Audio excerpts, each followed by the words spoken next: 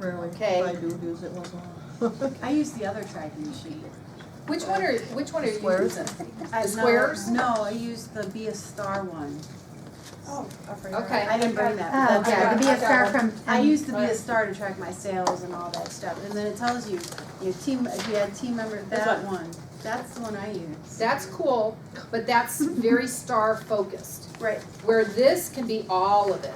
Okay. This can be all of it. So it's just to help you kind of start thinking about having one team member, having 2.5 team members, having 6 team members. Because your team members, as we talked about, is a video going? Hi, video people! We've got people in Maine, Tennessee, Wisconsin, and somewhere else I'm forgetting. Kansas City. So hello. So we're just talking about your November goal sheet, and you all will have this attached to your video supporting materials video email tomorrow. So I would try to think about starting to fill this out. It'll make you think a little bit differently about your goals and not just focused on one thing, but it'll have you focus on 4 or 5 things. So this is very helpful, and you might not, the first month that you use it, you might not get it right. You might go, oh, well, I don't know what that number is. But it'll help you to start kind of helping your brain to start thinking about not just sales, not just wholesale orders. You'll start thinking about your team, okay? So this is a really good handout to really start using. The other thing that you've got new today is your new national chart that's updated, okay? And if you're committed to, not tomorrow, but if you're committed to directorship and that's something that you think that's, maybe a 6-month goal, maybe a 9-month goal, let me know, and we will very happily put your picture down here on the committed line, because what that means is directorship is something that is important to you, that you eventually want to learn how to do that. So it doesn't mean just the superstars, it just means in your heart, directorship is something that you think someday, maybe over the next 6 to 9 to 12 months, you would love to see the track for that, okay? Oh yeah, Kelly's picture's there. I liked it. Kelly's picture's there. I love that. Okay. Also, newbies, did you pull off the handouts off the email, print them off, and get them in your binder, right? I just made you a whole set anyway. Yeah, thank you. Okay, because again, this binder, this class is a bump up from, hi Shelley. Right here, sweetie. So this is just a bump up from the MKA, middle of the road kind of training. This is advanced. This will, you'll leave here probably a little overwhelmed, in a good way, but it will stretch you and push you, and there's a lot of positive peer pressure that's happening. But that's where you get the support, because as independent contractors, we don't get to talk to everybody at the office every day. We don't get to be plugged into meetings and conference calls and all that. So this group, this small intimate group, we help each other, we mentor each other, because there's no way that your director can mentor everybody in her unit. There's no way that I can mentor everybody in this room. So what happens is, it's kind of like a village. We all help each other and pull from each other, lean into each other as a leadership group. So that's where this came from 3 years ago. And from this group, I love it. When we started this 3.5 years ago, because I came home from seminar all beat up, because remember that seminar that we had like 48 people at our pajama party, and everybody was like, okay, so when are we doing the national area? When are we doing the national area? Remember that? I was like, what? Oh, you mean me? What? So I came home from that seminar. We had our first leadership meeting 2 weeks after that, and from that we've debuted probably 7 or 8 directors. We've debuted probably 15 red jackets. I mean, there has been a lot of movement and a lot of growth from this intimate group. So, and this intimate group changes. The reflection changes as we go in and out of life. Sometimes we're in the zone and we're able to meet those challenges and able to meet, the guidelines and expectations. And then sometimes we have members who know that they can kind of come in and go out. I mean, this isn't, you got to be ready for the race.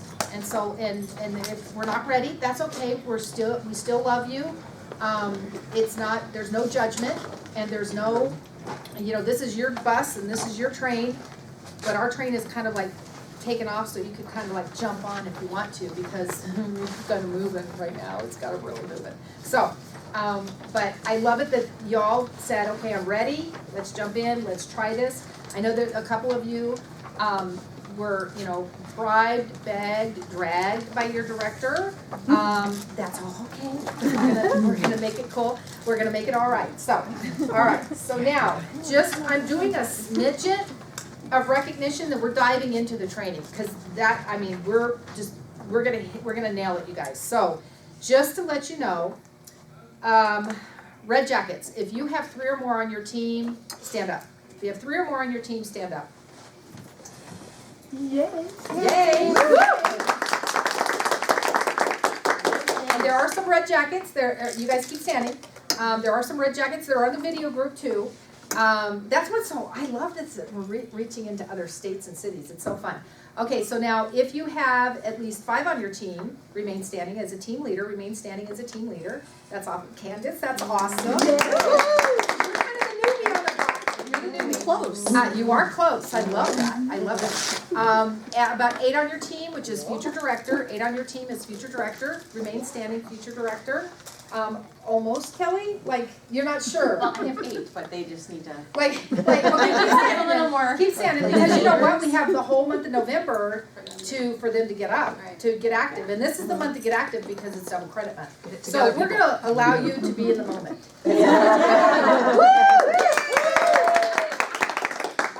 So, let's see. Kimmy, remain standing, because Kimmy is our newest car driver. I know you all have heard this from MKA. Thank you very much, darling. And our newest director, of course, is Rhonda Huber. So,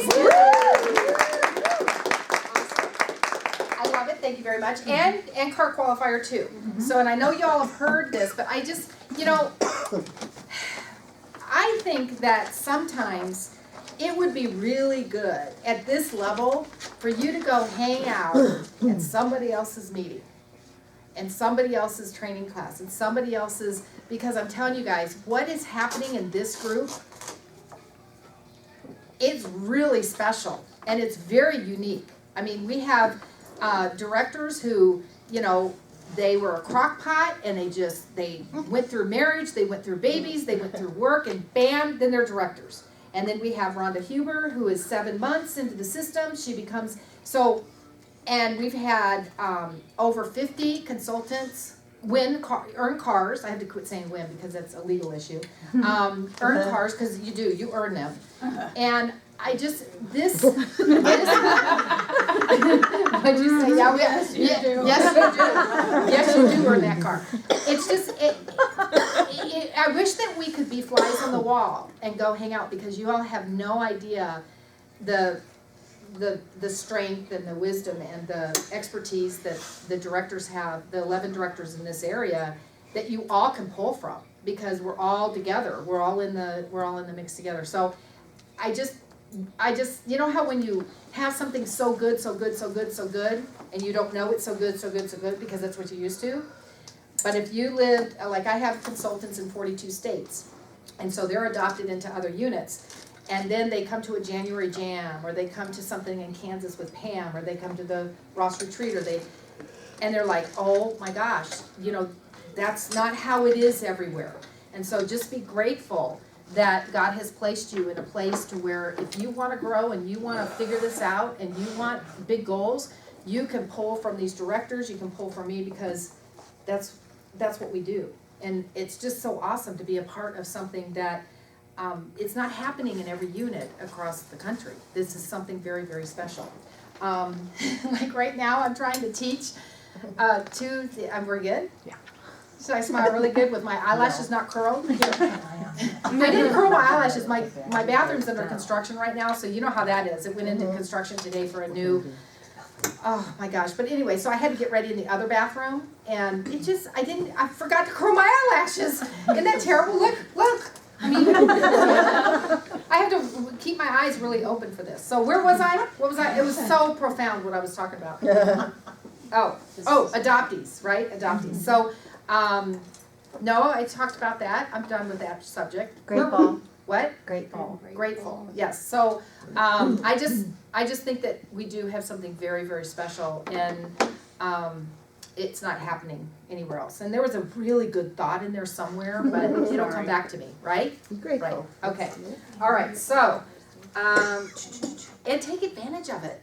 You guys, man, lean into your directors, lean into, if and personalities, sometimes I know everybody loves me, but some women, some consultants don't relate to me. They can't relate to me. And then maybe you don't, you love your director, but you've got 11 directors to pull from that could be mentoring you at some level. If you think, well, that director, she's kind of quiet, she's studious, she gets her work done. Maybe I need to plug into that personality, because we do that all the time. We're constantly crossing over with each other's consultants. So just know that that's in there too. That's available to you too. All right, so the first thing that we're gonna do, January Jam, everybody registered for that? Mm-hmm. Okay, if you're not, get registered tonight, because little thing that we're gonna do later, it counts. So get your little registrations filled out if you have that. Okay, so now we're gonna start out with our director panel. So let's see, Monica's the timekeeper. Julie, come on up, and Rhonda and Lisa. You're so good at it. Rhonda and Lisa, you guys come on up. So how much time? It's around 30 minutes for this, right? I'm the facilitator. You should know that before you start. The pressure! Yeah, because Lisa Blackmore's really good at this. I know. Oh. All right, hold on, don't start talking yet. Okay, am I in anybody's way? You can see me around, you can see around me, right, Shelley? Oh, yeah. Okay. Hi, video people. Just got real That was probably scary. You were talking about your eyelashes. I know. I had to keep looking out. Okay, so here we go, you guys. Are you ready to be mesmerized? Where's your notepads? If I were you, I'd be taping this. If you have a recording device on your phone and your phone isn't empty, I would, because there's no way you're going to capture all this and write it down. But what? I can send them the video. Technology. I love it. She's like, Just remember, my bathroom's under construction. Poor little Edgar, he's probably still working. Okay. Yeah, Edgar's in my bathroom. Kenny, he loves us. I showed him the pantry with all the food and all the sodas and water. He's like, oh, and he goes, well, can I have one of those? I was like, yeah. He goes, can I have one of those? We have a big walk-in pantry. He was like, wow. And that was at 4 o'clock, so bless his heart, I should have showed that to him at 9. Okay, so here we go. You guys got your pens and papers ready to go? All right, first question to Julie. Because these questions, some of you posted some questions on Facebook, on our leadership page, on some things that you would love answers to, right? So we're going to start with Julie. What are the benefits of building a team? Okay, so this is the real deal group. Money. One of the best benefits is, obviously, this is the second way that you earn money at Mary Kay besides your sales, is team building. So there's commissions that go along with that, and eventually they pay for your childcare and your mortgage. So that's awesome. I think the second thing is obviously the influence of other people's lives. I think as I've been, one of the most powerful things, in July when we had our unit meeting, I was asking my consultants, so what were your highlights from this year? What were the things that really impacted you, or things in your own business that were successful? And I was really wanting all of them to talk about their own business. And Stacy Noisy was the first person to speak, and she said, actually watching you earn the car. Wow. Because, and I just started crying actually, because I didn't realize the impact of what I was doing on other people's lives. I had no idea that impacted her at all. I mean, I know she was a part of it, but that would be a highlight of her year when she doesn't get to drive it, And so it kind of stinks. But so that was a really impactful moment for me to realize that you get to be this example and this really a testimony to other people of what's possible. So Wow. that was powerful. That's awesome. Okay. Second part to that question is sharing the opportunity the same skill set as selling the product? I would say yes, because you're selling kind of a lifestyle. You're still selling in the sense you're still sharing what do you personally love. So I love sharing the products what I love, and you're gonna sell more when you love it, which means you're obviously using it. I have people ask all the time, do I have to use everything, Mary Kay?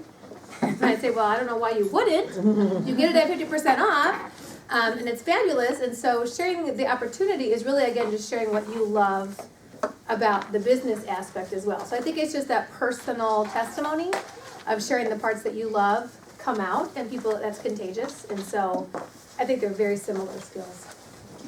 Awesome. Okay. All right. Rhonda, you ready? Mm-hmm. How do you track your layers for your prospects? She tracks everything, right? I'm tracking free. Oh my God. It's so true And I track everybody else's too. She's my tracking idol. She tracks everybody else's. That could be good and bad. So actually, I use the tracking sheet that you got in the email for this class because that's how I started tracking. And I use it. I also take a lot of notes, so I have a separate card on people, and I take notes so I know something about them personally, because I really want to know why they would want to do this business. So if you use that tracking sheet, there's some room for notes, but lots of notes. So, I just add a sheet for each particular person. Now I'm tracking also for my team, so I'm in a book. I'm in a book now, girls. Okay, I'm only going to add one thing. I promised myself I wouldn't do this, but when we started 24 years ago, the way that we tracked people, because we had zero technology, we were taught to have a spiral notebook.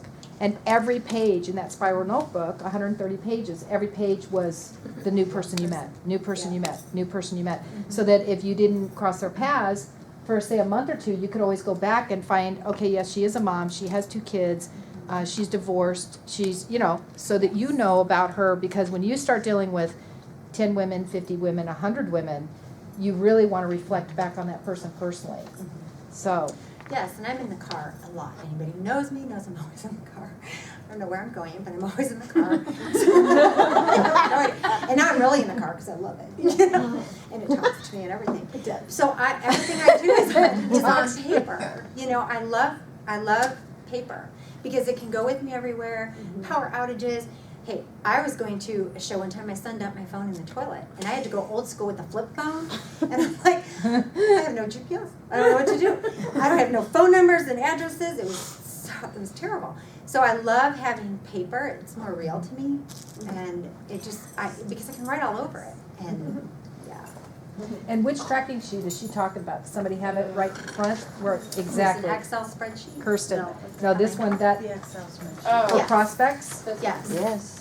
yes. Monica, I started it, no, Lisa started it, then I messed it up, and then Monica took it, and so that is Yeah. like, And some Meeting people of keep it minds. electronically, and I'm just not. I'm a pen and paper kind of person. But you have to do what works for you.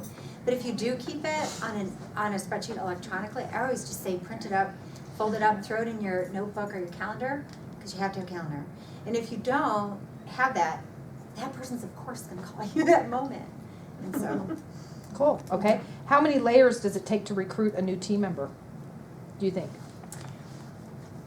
at least 4. And I would say 2 of them are happening right at the party, and then the phone call being the 3rd, and then some kind of layer after that, usually. That's where it will start. See, and I think on that, just like contacts, we give up too soon. But layering 4 is going to be probably the minimum. I mean, there are people who would probably recruit right away, but for the most part, no.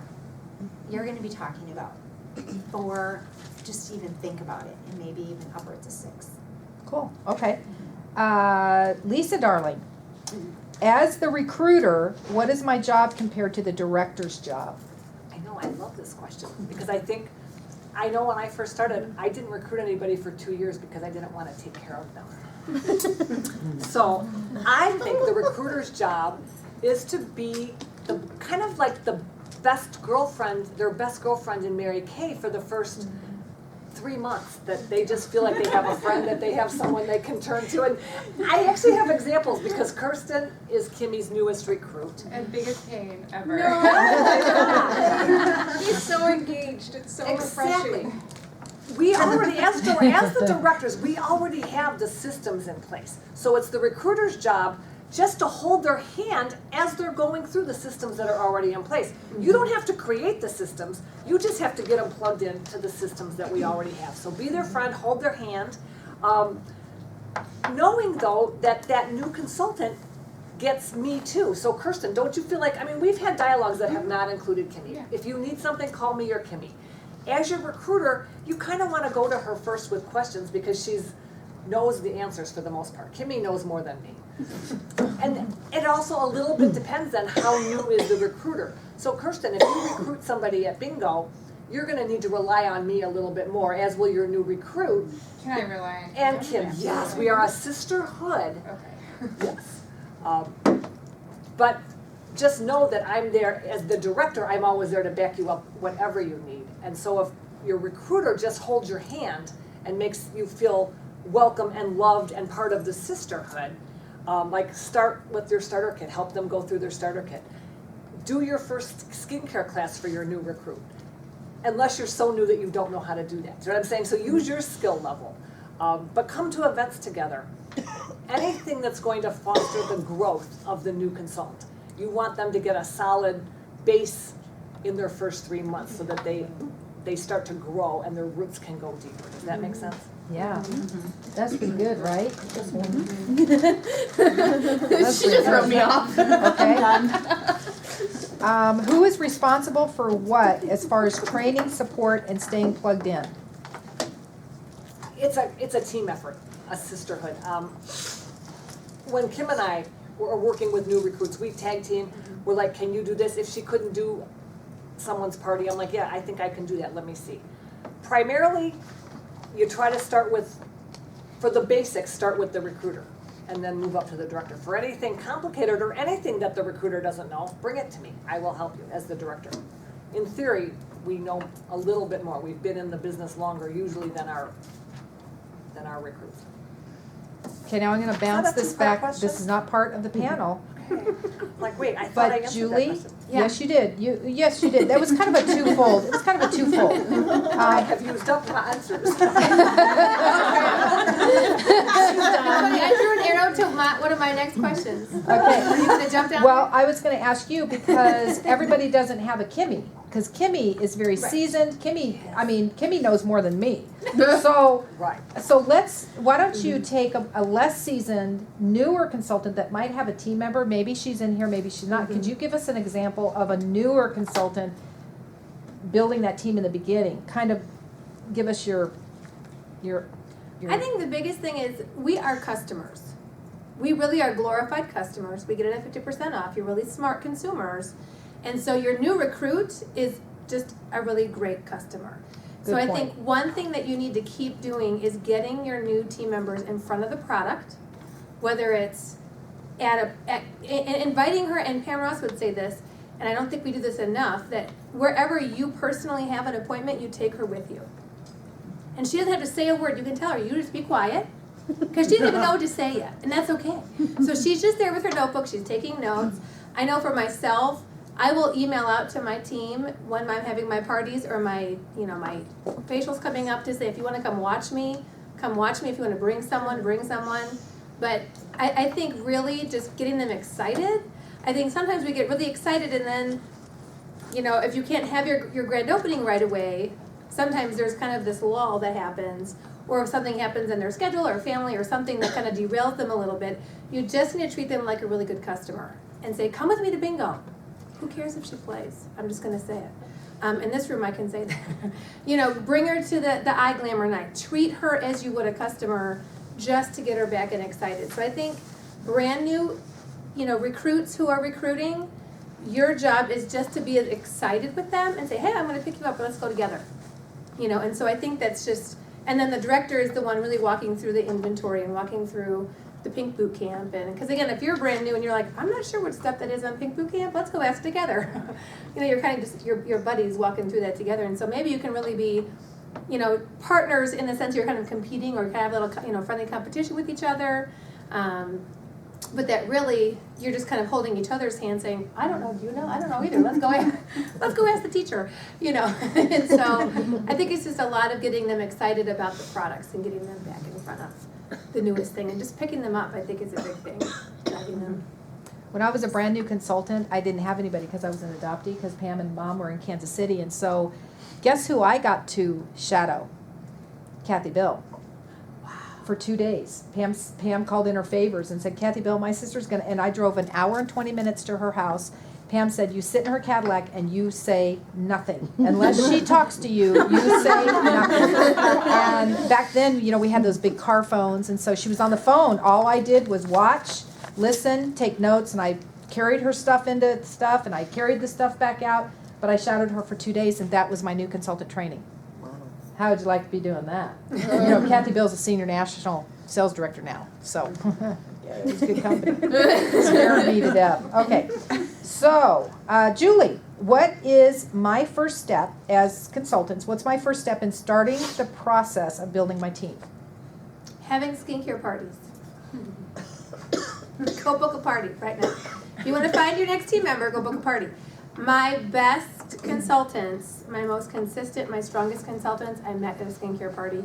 Or they were the hostess, or they were, it was a facial.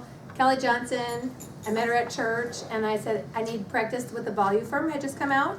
I said, and I knew that she had used Mary Kay, and she was working with another consultant. And I said, I just need to practice the Volume Firm. Do not buy anything from me, go buy from this other person. And we had a great conversation, and it just kind of grew from there, and there were, you know, Stacy Noisy, a lot of you know her. She was one of my very first practice spaces almost 7 years ago. And so Laura Davis, some of my strongest consultants today, I met them at a skincare party. So go book a party. Because they're watching you do it. You're showing them, this is what I do. So if you want to do it, this is all we do, really, you know. So I think you're just showing them what that looks like, so. Good, Can I awesome. just add quickly, statistics from the Direct Selling Association say that half the people at your parties are wondering if they can do this job. Half the people. I gotta write that down. Yes, and so if you ask one and not the other one, the one who's thinking about it could feel like, well, she doesn't think I could do this. So you always ask everybody and always share it with everybody, because half those people are wondering if they could do it. That's Really? a really good Pretty good statistic. statistic. It's a really good statistic. Now, that doesn't mean that you jump all over them and go, oh, come on, play with me, because then you'll scare them to death. But Well, that the you're layering aware. process of the marketing call, we're giving that to everybody, so. Yeah, awareness is so important. Thank you, Rhonda. All right, Rhonda, Yes. how or what layers do I need to get better at to get guests to Mary Kay events? Good. I think that starts first with attitude and enthusiasm for the events. I mean, your attitude is everything. And if you're excited about the events that we have, that's going to be contagious. If you treat it that it's, well, it's just this Mary Kay bingo thing or an afterthought, they're going to think it's an afterthought. And from my own experience, like, we had a lot of excitement going on the team because we're going for GAR and then we're going for directorship. And now it's like, okay, we gotta go for something, because you have this generation, yeah, there's this enthusiasm, and then it's like, okay, but people, that's contagious. That is so contagious, how you are in front of the people. That's the first, and I think one of the most important things. So then, getting them to the events, if there's a long time between when you see them and when the event is, just a reminder, maybe giving them another bonus, some item for coming, especially if you have a couple weeks, like every 4 or 5 days, just reminding them your enthusiasm, not just text, but layering different ways of contacting. So an email, a text, a phone call, so that you're hitting them in different ways. And if you have the flyers at your skincare parties and you're talking about it and you're enthusiastic about it and you say, oh my God, you've got to come to this, and you're passing that out, that is going to create an energy around something about, oh, we got to do that. It's so fun, and all you guys should come. And then just make it like a ladies' night. Everybody wins. MK Bingo. Everybody wins. Come and win. Come. You know, I don't win anything. You'll win. You'll win. You'll win lots of good stuff, and it's so much fun. And so having that creates people want to be around positive, exciting, and fun people. And so if you are that person, they want to be a part of that. So I think That's it's really good. I wish I had my notepad. I'm like, oh, I can watch a video. Okay. Okay. Thank you, Lisa Blackmore. Yes, ma'am. I don't know, are we allowed to ask questions? You go right ahead. Do you ever feel like people leave, because this will be the first bingo that I'm bringing people to. Oh, Do you yeah. ever feel like people leave upset, annoyed, like, I don't know. That's a good question, because I think a lot of times we're thinking, they know we're recruiting at this. They know we're recruiting at this, and Well, they have no idea, like, it's totally, but Yeah, they'll you catch on real fast. yeah, you know, you know. I don't think anybody left here ever You feeling win horrible. so many prizes. Yeah, and it's it's so so nice. it's Yeah, so yeah. light. It's a nod, it's a Have you been naughty to one? Yeah, show. but I had to leave early for it, Yeah. and I Oh, stayed okay. really behind too, but Yeah, sure. I like you, I swear. Yeah. But so I didn't see the end. Okay. So Yeah. what I wonder is, how did it end? We Like, beat them over the head. Yeah. We locked the doors. It's not now. No. And that's the difference, I think, in the model that this future area uses in recruiting, is that it's never a pressure, it's just information, and it's a choice. They have a choice. They can come, they don't have to come. They want to be a part of it, they don't want to be a part of it. We love them anyway. And I don't think anybody leaves feeling like, oh, I knew it was going to be a recruiting event. No, they leave feeling more informed though. Yeah, right? and- Yeah. exactly. So they can make the choice, and it's always, and you have to think that way too. This is their choice. I'm giving them information for them to make an informed decision about the opportunity. If they don't want it, great. I love you. I love retail customers. They want it, great. I love teammates. I love people on my team. So it's just giving them. Consumers are smart. They're very smart, and so they probably have a feeling that they're going to be talked about or talked to about the opportunity, but that's okay. That's okay. They have so much fun they don't even know, and they're so high on like cookies and coffee. And that's why actually we had to incorporate the rule that customers can only come to one Mary Kay bingo, because they would come again and again and again and again. And that's why we can't, because it's fun. And I would have to tell you that most women do not recruit at the bingos. And so, but it's just a soft, I've always believed in soft layers. And so, and if somebody says no thank you, I never believe that no thank you doesn't mean no thank you. No thank you means no thank you. it Because means we're, no thank you now. right, Yes, right. I agree. And that doesn't mean in 3 months or 6 months you don't circle back around with that person because you believe in them. It took me 10 years to come in. So, but you just need to have a trusting in your directors and in myself that we do it in such a soft way, in a loving way, and our hearts are in the right place. God knows that. So He brings the people there that are supposed to be there, and the ones that are supposed to sign up, sign up. But the ones who leave, they leave and they want to come back again. So we're doing something right, I think, that we're getting that balance. I think the last time I was at, I drove 3 ladies here. I drove 3 ladies home. 2 of them are consultants now, and one was not. But she said, "If I don't sign up, can I still hang out with you guys?" It's like, Oh. sure, have a party. So they enjoy it, and they enjoy being in the atmosphere of positive. But you said most people don't join at the bingo? Yeah, they don't. Every once in a while, we'll, like we have 12 guests. We've had 12 or 13 guests where phenomenal happened and 10 of them recruited. That never happens. But like if we have 15 guests, we'll have 4 or 5 join, which is great. That's awesome. That's, so most women leave, but that doesn't mean that they don't join the next day or they need another layer. They might need another layer. Right. But we don't have an altar call. We don't do it like other units do it. I'm telling you, you guys need to go hang out at some other unit meetings. You'd be amazed at how things are done. So, Rhonda, darling, I already asked you that question. Lisa, darling, once they are on the call, Okay. and that there are 7 or an 8 and have no more questions, how do you continue to layer? And is my director a part of this process, or do I follow up with them?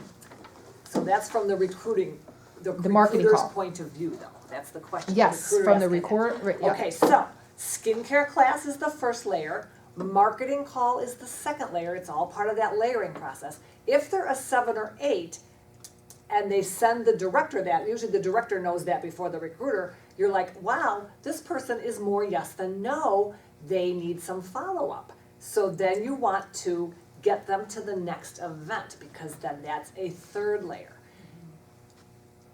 And what's so great about our events, especially bingo, when they come, they get to see all the different personality types of us directors. And maybe I wouldn't speak to that person as much as you would, Julie. You're a working mom with, with babies at home. They're just gonna see the gamut of who does Mary Kay. And then they see all these other consultants doing it and being successful at it. It broadens their thinking, I think. Now, if an event is not an option, within probably a 2-week time frame, that's when maybe the director would step in and call that person and say, hey, I'm kind of intrigued that you were more yes than no. Would you have 5 minutes just to talk to me about this? And then the director can take that over. As the recruiter, you're gonna know these people better than the director, so they may ask you questions first. But that's why I feel the events are so important, because then you're gonna introduce the director to your recruit, which establishes a relationship that was not there prior to the event. Because I feel Mary Kay's all about relationships, and the more opportunity you have to grow a relationship, the more credibility we would have.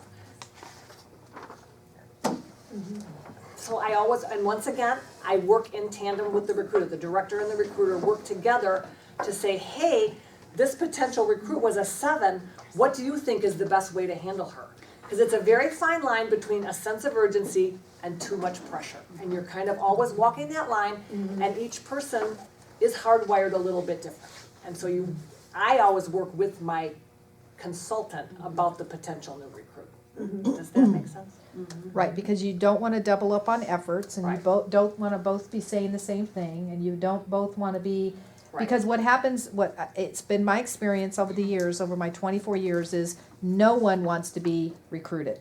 Right. If somebody feels, they could be a 10 on the call, if they feel like you're trying to recruit them, they will run from you and not even buy product from you.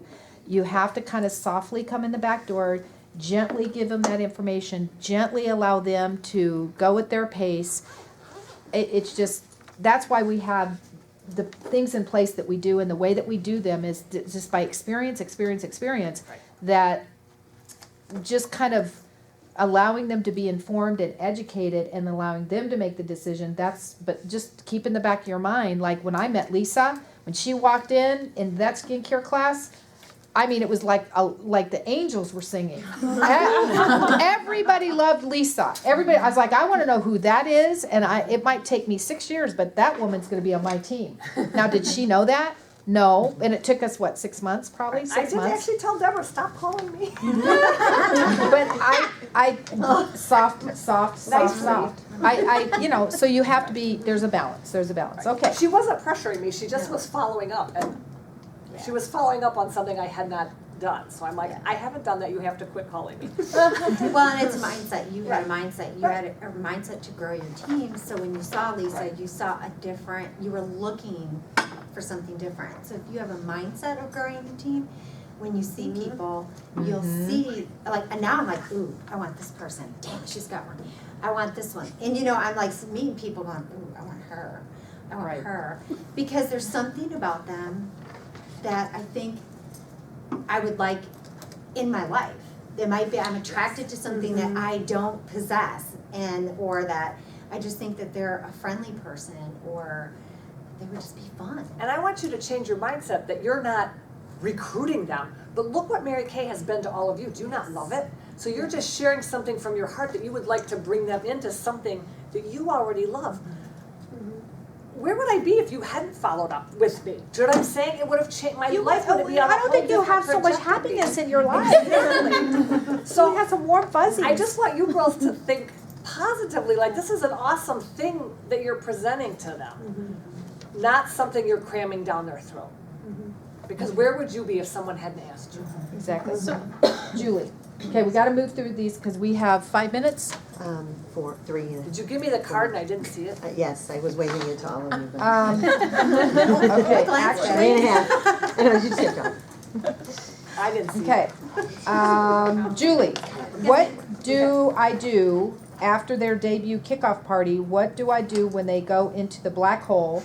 How often should we, as the recruiter, be contacting our team members? How do you keep them engaged? This is going to happen. You have to know it's going to happen. It's going to happen. For a billion reasons. Again, the more women you're in front of, the more variables in life happen, And even for yourself, think about, I know for myself, I went into a 6 months of don't talk to me when I was in Mary Kay. So, and that's a story for another time. But just to say that there are times in people's lives when they don't want to come to anything or they don't want to do anything or whatever. So that happens. I think, again, I kind of go back to what I said earlier is that your number one job is just to get them back in front of the product. Because that's what makes us excited. They might be freaked out about having a skincare class. They might be feeling, oh my gosh, I've let her down. Oh my gosh, I haven't done this where I was really excited. And so you don't know, all the things that are in their head of, they see you texting and they see you call and they're just like, well, I just don't want to disappoint anybody else in my life, so I'm just not going to talk to her. And so, that could be going on for them. And so you just don't take anything personally. I came across a customer at a vendor fair 2 weeks ago. Yeah, Debbie. And she was I had a first skincare class with her my first year as a consultant. She was a great customer for 2 years. And then kind of went in that black hole. And I was like, and she was actually a mom of one of my students. And so we had this really great relationship. And I thought I had done something to offend her. She had all this other life stuff happen. And I, 7 years later, have been wondering, what did I do? Okay, well, get your eyes off yourself. Really, has nothing to do with you. So we can be really selfish that way. And so I think part of it, when they go to that black hole, it is not about you. It's probably not even about Mary Kay, And so I would just keep contacting them like you would any good friend. You're gonna and talk to them about things that have nothing to do with Mary Kay. I think it's important, especially if you know them. That if you knew them before Mary Kay, they need to know that they're more than just the business to you, and so just contacting them and just calling them and leaving them a message, an actual live voice message. It's a voicemail. It's not a text message or a Facebook message, so they can hear your voice. I think that's really important. Sending them cards, again, and then again treat them like a customer. So if you're having a holiday open house, you invite them as you would a customer. Come play with all the new stuff, or if you're having a party, again, inviting her just like you would a customer, just to get back in front of the next seasonal item or whatever it is. I do that all the time with consultants that go out into the great blue light yonder, and so you just get them back in the product, love them where they're at, and they have to know that they're more than Mary Kay.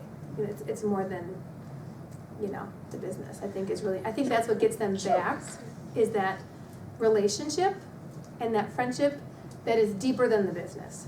That's what keeps people in the business. So Exactly. And a really heartfelt voicemail goes a long way, because I hear your tone and your inflection in your voice, and written cards. It just goes a long way. Sometimes even a cookie. I got a cookie one time, and the box is still on my thing. Somebody sent me a cookie. I was like, that's the coolest thing that anybody's ever done. Send me a cookie. I ate it. Okay. My last question is for me. What about the fine line of when you recruit, when we recruit, and then they have a friend who's also interested? Do you recruit them, or does the new recruit them? This is kind of a sticky wicket, you guys, because what happens is sometimes you'll have a girlfriend at a party. Maybe she brings her mom or her sister or her best friend to this gathering, and then that person recruits, and then the best friend or the sister's like, well, I want to do this too. 20 years ago, there was definitely a line. This is the way we did it, and this is the way we didn't do it. Nowadays, because there is a lot of hand-holding training, first skincare class, there's a lot, in that first 30 days, there's a lot that we do as a recruiter. And I think every situation, there's no black and white. There's a little bit of gray area there. I think that we have to be kind of smart on, what I look at it now is, what's best for the person that's coming in. Is because not that we wouldn't take care of her, but what happens in that, on that personal level is, we bring in that person, we're gonna do their first skincare class, we're gonna answer all their questions, we're gonna get them to their training, we're gonna answer their pink boot camp questions, we're gonna be in that boat with them. Can that person, does that brand new consultant have the ability to do that for that best friend? And so, is that really the best thing for that second person coming in? Is that really the best thing? So the best thing that I would say is that each situation is probably individualized, and I think your director needs to have some input to that. There needs to be some dialogue, and I think that that's a conversation in each situation is probably needs to be looked at individually, because we've had it all happen. We've had all, you know, where the recruiter went ahead and recruited the two best friends because they were at the same level. We've had it to where, you know, we don't want anybody upset, we don't want anybody's feelings hurt, but the question that I always ask the brand new consultant that wants to take the person as a team member, what my question is, are you ready to train this person? Are you ready to do their first class for them? Are you ready to answer the questions? And if she feels like if it was Rhonda, I'd say, yeah, she knew something the second day. But, you know, so each situation is a little bit different. Okay, so get your director involved in those. That could be kind of a sticky wicket. Okay. And how do you explain the beginning of their business or in reinvesting the inventory, website, supplies, classes? How do you get new team members to understand what to keep spending on their businesses as an investment versus thinking that they're spending when they really are trying to make money? Really the question is, when we're trying to create a business professional atmosphere for this brand new person, how do we try to help them to understand that we're starting a business? What I always do, I go back to the analogy, is that the average brand new business, small business in America, doesn't take a profit for 3 years. That's the average. 90% of small businesses out there do not take a profit their first 3 years. They just can't. That's not this is on a very much smaller scale, but in reality, that's kind of the same analogy, is that if they start with a 600, if they start on a shoestring, I'm having this, did a first skincare class for one of my brand new personals last night, and I had to have the talk with her. We sold about $700 last night. I had to say, well, we started small, so you would be smart. Now, they can do whatever they want. They're independent contractors, but you would be smart to take that $400 profit, flip the profit, and go start building your shelf. And I said, and if it were me, I would build to 2,000. And then we talked about ProPay. We talked about some of the expenses that she was going to incur that she could hold back out. But I think it's this, they're not working at the donut shop. They're not working at the retail shop. They're starting their own business that has startup costs. That philosophy or that environment is not for everybody. That's why this direct sales is not for everybody. If they don't have the grit and the desire to learn from the experience, that yes, sometimes some of your profits has to go back into the business, maybe having their own business isn't for them. You know, because sometimes that happens, but you have to create that you have to create the idea that they're starting a business. And though usually consultants can start taking a profit maybe their second month or the third month or the fourth month, but bottom line is that there is that building stage, and they're smart to reinvest if at all possible. And I just want to touch that if you have a little balance, it's tax deductible. You have to cut yourself a little mental break that this is your business expenses versus this is living expenses. They're completely different things. Yes, you have to keep that separated, absolutely. And I have consultants say to me all the time, gosh, I'm not making any money. But they've got full inventory on their shelves, they've got all their tools. Yes, you made the money, but you made the decision that was your decision to build your shelf or get your portfolio right, or go on a couple business trips. You made the money, but you reinvested the money. You know what I'm saying? It's like, it's there, it's there, it's just that you've taken your money and reinvested it into your business, which most businesses have to do for 3 years if you're a small business. Okay, so Any questions? You had a question, Kelly, and I kind of, or no, Candace did. I do. So I don't have an issue with recruiting. I can get people to sign a paper. But it happens when they need to get their inventory to place their first order, then they go away. So I don't know what to do. I think I have about probably 10 people That has who happened have with. signed, and then they're just gone. And then my ladies now, like the current recruits, they're there, they place an order, then they're gone away. And then 3 months later, they come with this big huge order. I'm like, what are you doing? Sometimes you can't control that, but what I do, what I'm willing to do for my personal business associates now, because it's cyclical, because we've had some things going on, in election years, I can tell you for 6 months up to an election, I don't know what it is about America, but everybody holds still. They don't make major decisions. They don't. I've seen it every 4 years this happens, and I don't know why. It's not on purpose. People don't know they're doing it, but they hold back on a lot of different things. And so what happens is, people are nervous. People are, kind of, they're not sure what's going to be happening, and so they hold back. So, but what I'm doing right now is I don't know why I'm in the boat with a bunch of young women who don't have a lot of means. Well, you know what I'm doing? I say don't do this, but you know what I'm doing? I'm going and doing their first skincare classes, and I do their first one, and then they have their one on their own the next night, we take those funds and we put in their 600.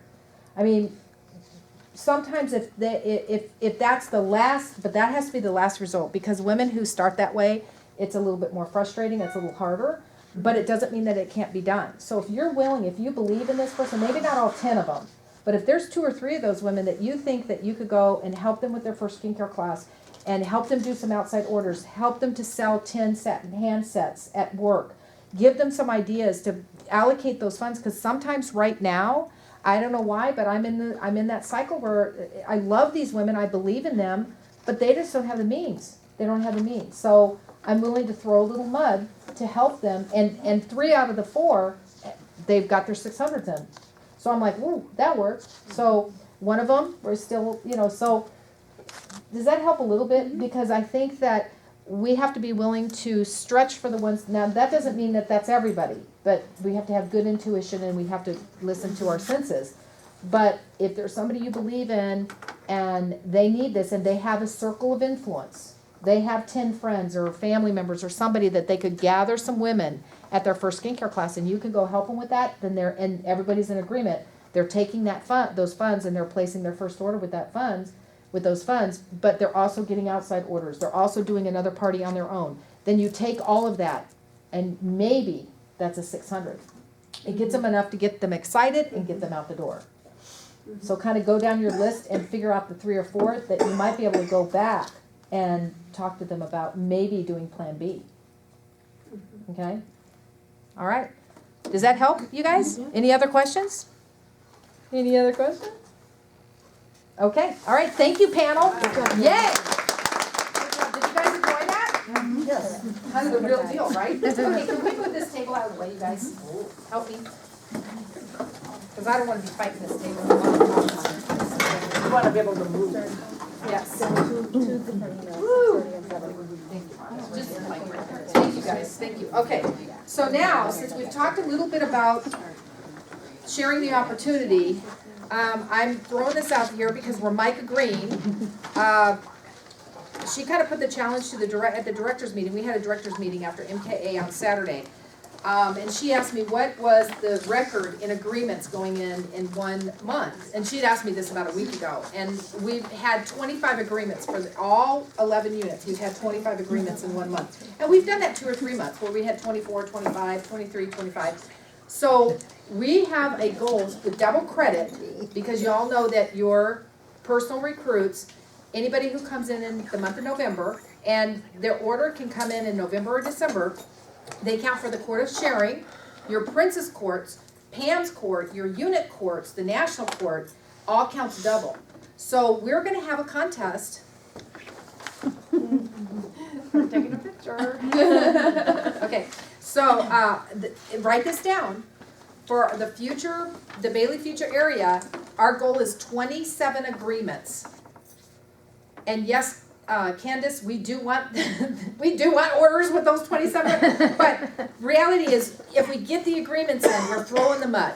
Ladies, we're throwing the mud. 27 agreements this month, especially for double credit. Now, what I'm doing is, for those 27 agreements, and directors count, everybody counts, we're gonna have an each one reach one goal. So the directors are gonna put together a beautiful basket of wrapped section 2, jewelry, accessories, just fun stuff that we're gonna have in this big basket. And every single person who gets an agreement in, they don't even have to place an order. Yes, Candace, we do want orders, but it's only for the agreements. It's only for the agreements. So for each agreement that goes in, you get to pull one surprise gift out of the basket. So Shelley, if you get 3, you get 3 prizes. Linda, if you get 5, you get 5 prizes. Okay, it's just for agreements. Okay, each one reach one. That's what, so when you see this on the leadership page, when you talk to your director about each one reach one, the goal is 27. The goal is 27 because we want to break our record. Now we already have in, I want to say we have 3 in right now. Paula Grazier's on fire right now. I'm not sure how she's doing that with 2 broken toes, but she's, you know, that you cannot keep a good girl down, let me tell you. So, directors included, all right? So 27 agreements. Okay, now, here's reality. We have 2, 4, 6, 8, 10, 12, 14, 16, 17, 18. Was that right? Sure. Do you notice how I did that dyslexic? I counted them and then I came back to you. That is just the weirdest thing. Okay, so 18, if each one of us get 1, just 1, that's already 18. All right, then your superstars can bring in 2 and 3 and 4 and 5. Paul will bring in like 12. Okay? Rhonda will probably bring in 30. So I should. you should. That's a good goal. Really should. So if it's a together goal, and we all contribute, and we all get on the same page, that's why it's called each one reach one, each one of us be responsible for 1 agreement. Do you think that we could peaky pack, and each one of us do the little bit of work to bring in 1 agreement? And that means skincare classes, facials, that means marketing calls, that means guests at the events. Now here's the other thing, and we probably should turn the recorder off. No, let's go ahead, because I'm doing a bingo in Wisconsin. Ladies, I have been doing Mary Kay Bingo for 23 years. And do you know why we do bingo for 23 years? I mean, we do our lash bashes, we do our glamour nights, we do our spa parties, we do other events. But do you know why we do other events? Because we get bored with Mary Kay Bingo, okay? Or you think, well, we're gonna have a bingo this month. If I can't get her there this month, I can always get her the next month. We're always gonna have bingo. What would happen if we didn't have bingo for 3 months?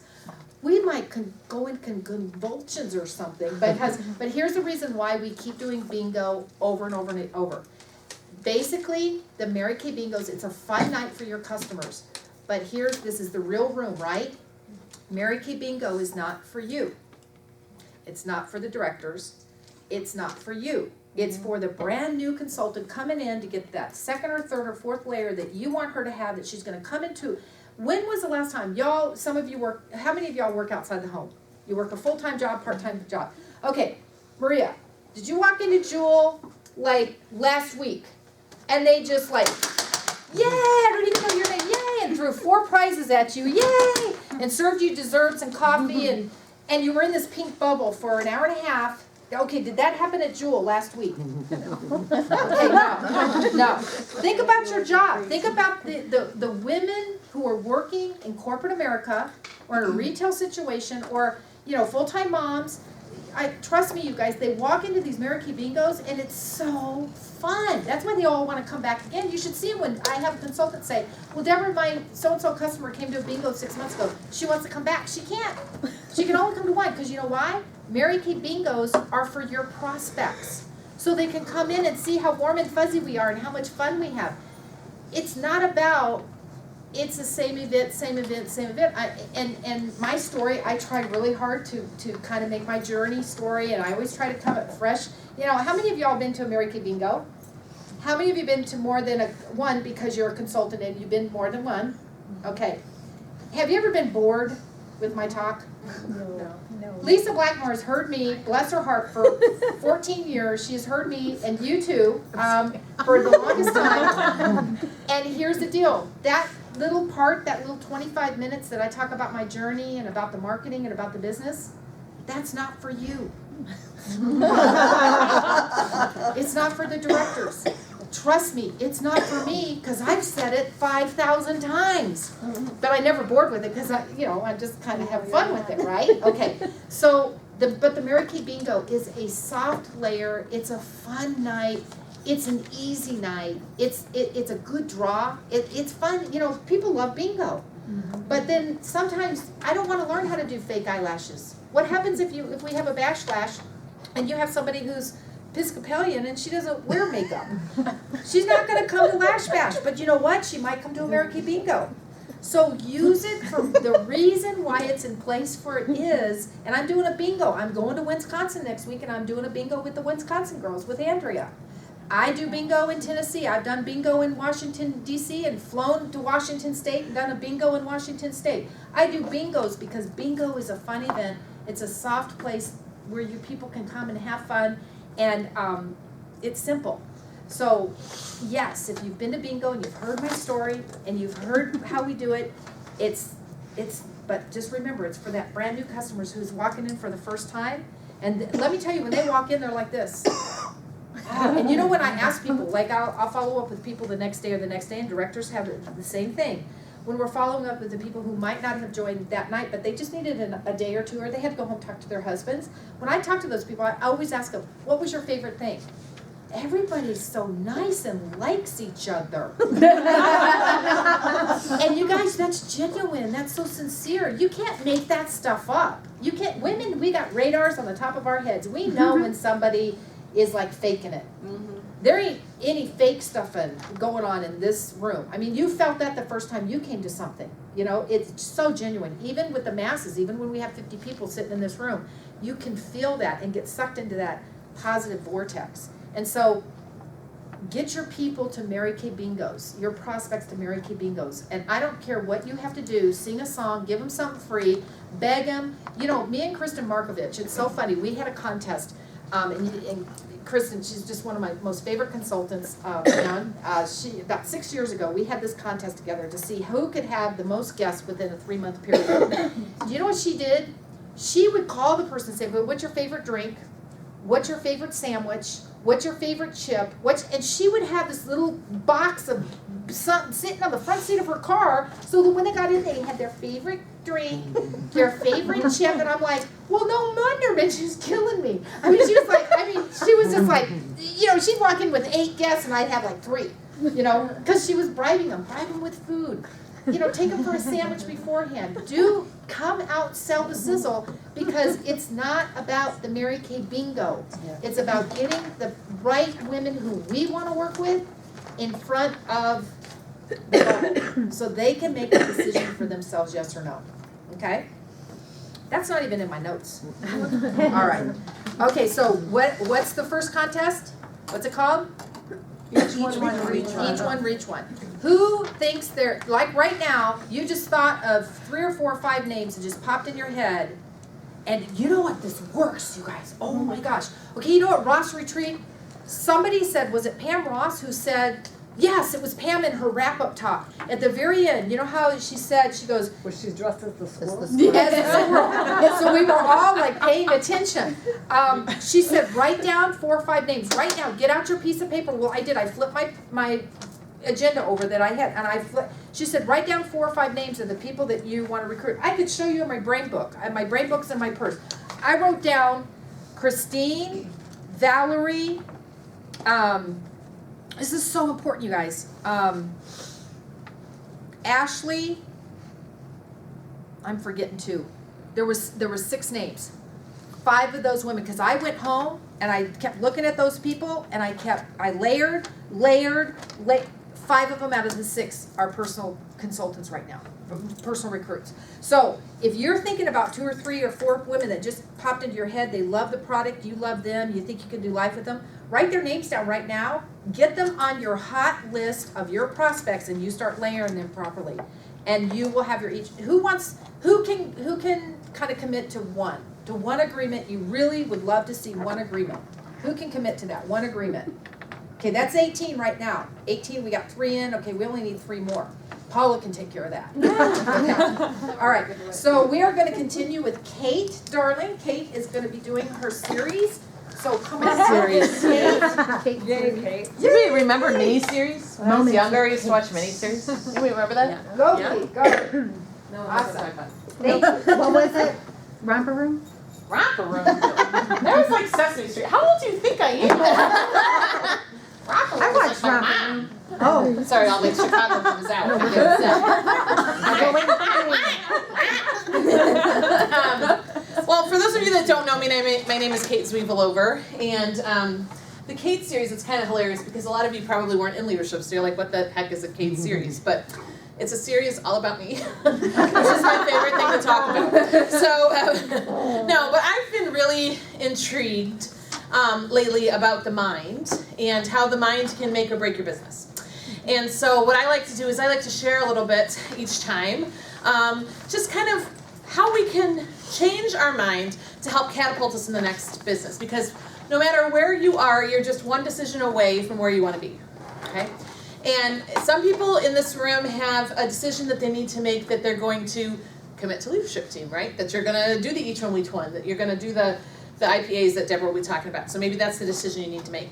Some people have a decision that decide to make if they want to move up a level, go to Red Jacket, go to director, go to senior director, go to Cadillac driver, whatever it may be, go to a regular car driver, whatever it may be. You're just a decision away. And so what I wanted to talk to you about, because Deborah's and Julie are going to be talking about IPAs in a few minutes, just kind of about income producing activities. But what I wanted to talk to you about is how do we navigate what is good versus what is best when it comes to living our lives and to being in our business.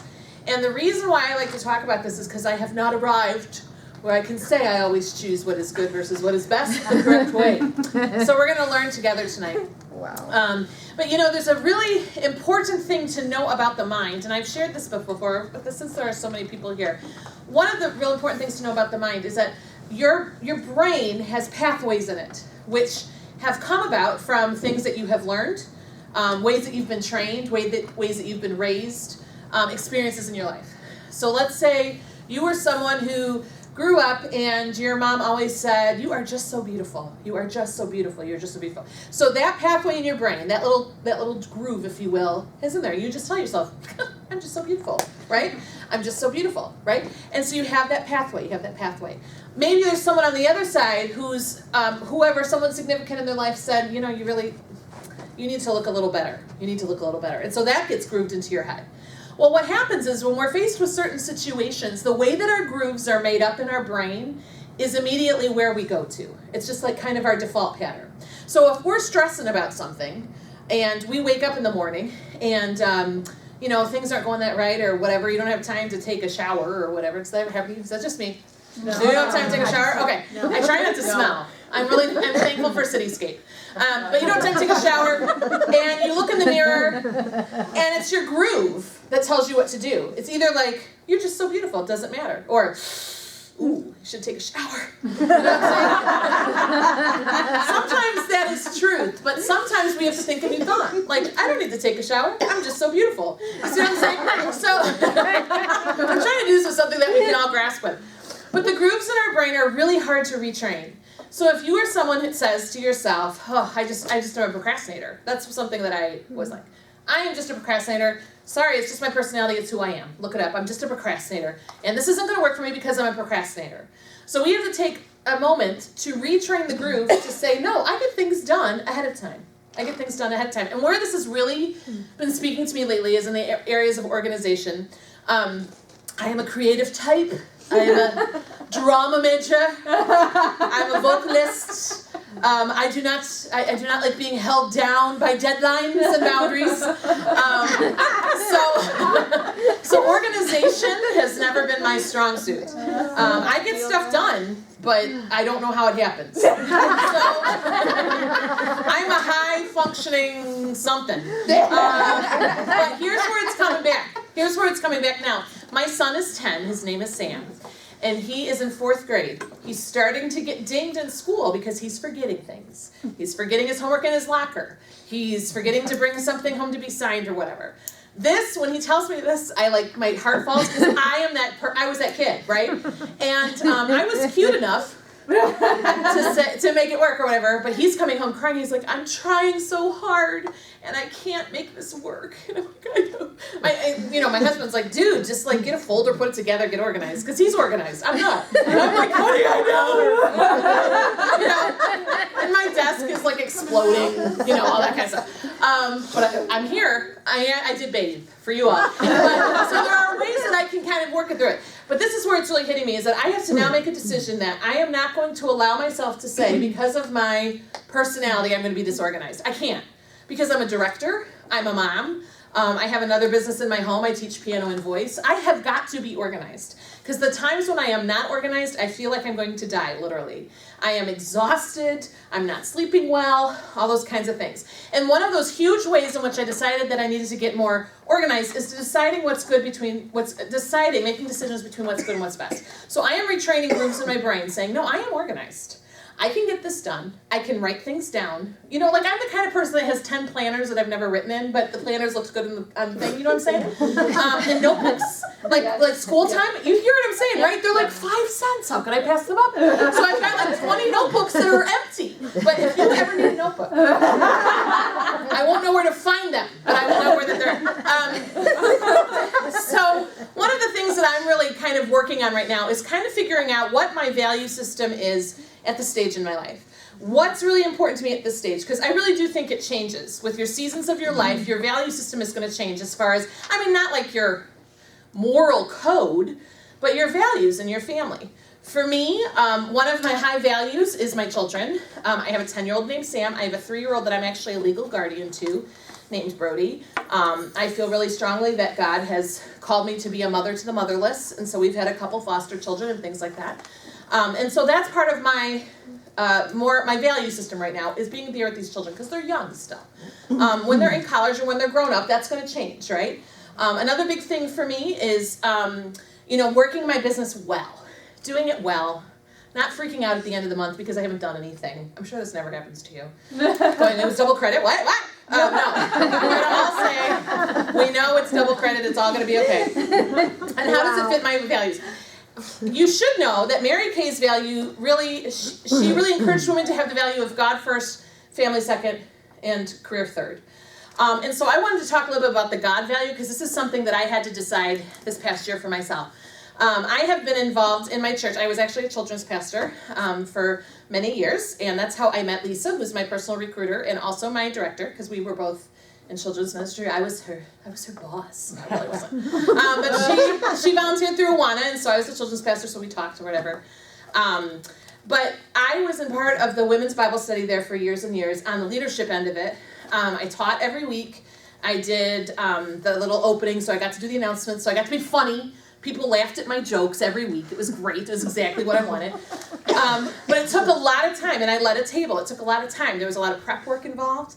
There was a lot of, I can't tell you how many times I emailed the tech person, I'm so sorry, I know it's 11 o'clock on Monday night, because it was every Tuesday. Here's my verse I'll be talking about tomorrow, or whatever. And when I came to be up to a director again, I just knew I couldn't do it all. And I had been asked to be a mentor mom in MOPS, which is Mother of Preschoolers, and asked to be a mentor mom, which is hilarious to me because, look to me and I will tell you all about mothering. But I knew I could not do both things. There was no way. Renew, which was the Bible study, was something that was really, really important to me. But I knew that I could not continue to be a good director, like the best director I could be, if I kept doing that too. It doesn't change anything about God. Bible study is very important. I have my quiet time every day. But I decided I had to step back from that. Because that was a good thing, but it wasn't my best thing. My best thing was taking the mentor mom part, which is less time during the month. It's also less time during the week because there's no prep time to it, and doing that. And it's been a hard transition for me because I really loved it. But I had to decide in this time of my life with my children that the way that they are as far as ages, with me being a director, I had to choose between what was good and what was best, and that really helped me. So I hope that if you have things in your life that you can kind of create your not your moral, but your value code of where am I right now? What are the top 3 things that are most important to me in my life? And use that as your filter right now. If one of your top 3 things is, I've got to do 30 faces a month, then you have to start filtering things down. So if someone comes up to you and says, can you do this? You have to filter it. Okay, well I have to do this. Is this good or is this best? Will this bring me this or will this bring me this? Does that make sense? The other thing, really quick, because now I'm already running out of time because I spent so much time being funny, is that I wanted to talk a little bit about, because one of the things that, with my organizational challenges that I've been talking about is how do you hold yourself accountable? Because for both of my businesses that I am my own boss, which I love. I was never a punch card girl.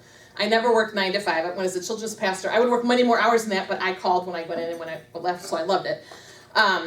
But I have discovered a new way to kind of organize. And so I'm going to tell you this really quickly because of the IPAs. This is by a national sales director called Pamela Shaw. I am not advocating that you go out and buy this book, okay? But I'm just saying this is what's working for me. I have done 3 days. But, by next month I will have done 30, so you guys can keep me accountable. It's a 90-day book, and it's about planning, designing your life, living your vision. I'm done? No, okay. Explain that. All right, really quick. You know. Okay, so this comes with this little notebook called Designing My Day, right? These little sticky notes. See, it's sticky, like the creative part of me is enjoying this very much. Every day there is a place where you can have some accountability. I haven't filled any of that out yet, but whatever. But it's like when to wake up, when you can do your quiet time, any exercises. I try to skip over that. Food choices, because I'm trying to get better about what I eat. Food choices. So tonight is just, I threw it out of the water, but whatever. Little jump. But here it has the 6 most important things to-do list, which is a huge Mary Kay thing. To call, write, email, and evening. Okay? So I have this for the day. Then on my little sticky note, it goes by the half an hour from 5 a.m. to 10 p.m. And what I am doing is I'm scheduling my day. So I put everything in there. Because at the beginning of the week, they have this weekly plan sheet, which is also something we learned from Mary Kay. You can color code based on what you do. So all of my orange is all of my teaching. This is when I do all my teaching. The pink is Mary Kay time. And what I can do is I can look at this and say, like, okay, what's not balanced right now as far as what's good and what's best? What's not balanced? And what's the beauty of our particular business is that we are very flexible, right? We can do a lot of things. So like today is a good example. My 3-year-old was just really needing some mama and daddy time by himself without Sam around. And so I picked him up from preschool and I had wrote down things that I was going to do. Like I was going to make some calls. I was going to spend some me time. I was going to relax or whatever. But we decided to go pick up lunch and go have lunch with daddy in the park, right? So I could do that because that was a better choice at that moment. So you could be a little bit more flexible with that. So you take this, you put down your little half-hour increments. I have even right in my little thing that I need to take a cat nap because I do every day. I have a little 20-minute cat nap, but I write it down. And here's the thing about this is that it provides such great freedom that when I follow this, I know what I'm doing. Like I know that I said that at 7 o'clock in the evening yesterday, I was going to be making phone calls. And so then when I get to there, I'm like, oh, this is what I'm doing right now. And when I don't do that, I feel a little off, right? But here's the beauty. At 6 o'clock, I'm not supposed to be making phone calls. So at 6 o'clock, I'm doing what else I need to do. So this is just a way that you can kind of hold yourself accountable and keep yourself organized a little bit. And you can check back with me next week or next month, and I'll tell you how it all turned out. Awesome. Awesome. Okay, I'm just going to take 2 seconds. Thank you, Kate. You're funny. I was talking really fast, sorry. Okay, just a short little intro to Julie's going to explain IPAs. Let's see, Rhonda, can you hand these out for us? Rhonda's going to be handing out the tracking sheet on this. And Julie is going to explain income producing activities. We used to do this with the leadership group, and then we started tracking squares. Now, I know you brought your copies of your squares, but we just did that on Saturday, so we're not talking about squares tonight. I changed my mind 2 days ago. We're gonna talk about IPAs, and because we're gonna be moving into a relay race. We're gonna be doing a relay race with teams starting on Tuesday. So it's gonna be all about this tracking sheet. So I just wanted to give you a little intro on that, and Julie's gonna explain IPAs. Okay. So, talk about loving paper. Yes. These are, I just have to show them to you because these are all my IPAs and tracking sheets for the last 6 years. Oh my gosh. And they're not all of them, because some of them I lost and, I don't know, threw them away. Don't ever do that. Nope. Because someone might ask you in 7 years to talk about them and then you have them. So you don't want to throw them away. They would never ask me that, I'm just saying. Oh my gosh. This, I think when Deborah and I were talking about IPAs, and I'm like, I have all of mine, and it was really cool to be able to go back and see where I've come. Because in the moment you're just doing your work and you're just like, I gotta do this and I'm in this relay race, blah, blah, blah, blah.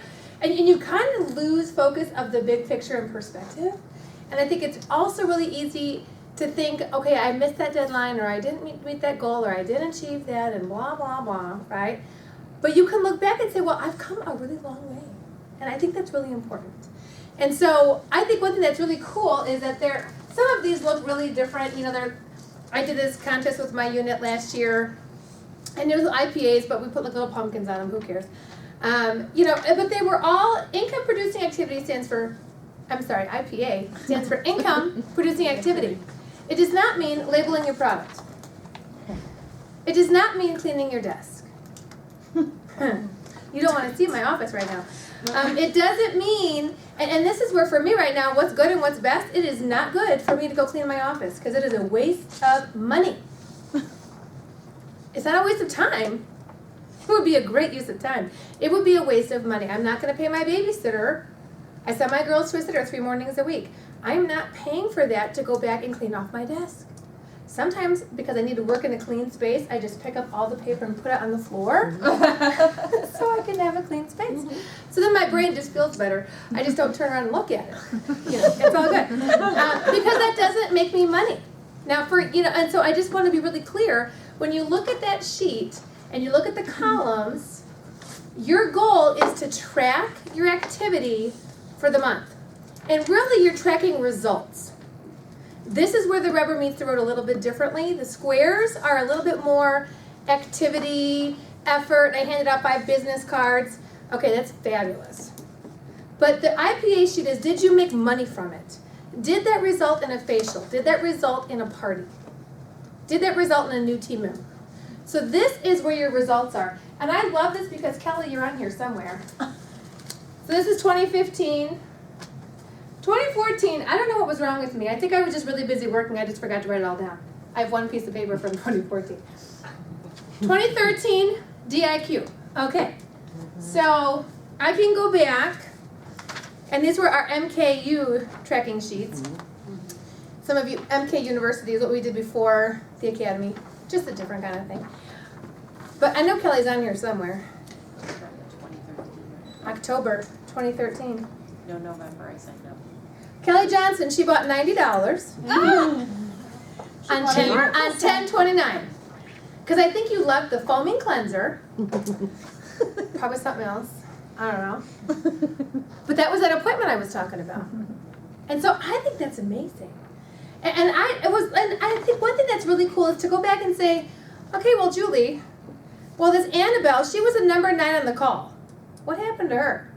I don't know. I have a lot of work to do, I think, to go back. Add her to your list? Add her to my IPA sheet. You know, put her in the planner, right? I think one thing that's really cool about having kind of made me go back in my files and pull all this out was to say, number 1, where have I come from? Number 2, look at all the people who God has put me in front of. And then it's not because of anything fancy I did, but we wake up in the morning and we're faithful to see those faces, and we're faithful to do to take the opportunities that we have. You have no idea where that vendor show is going to go. You have no idea.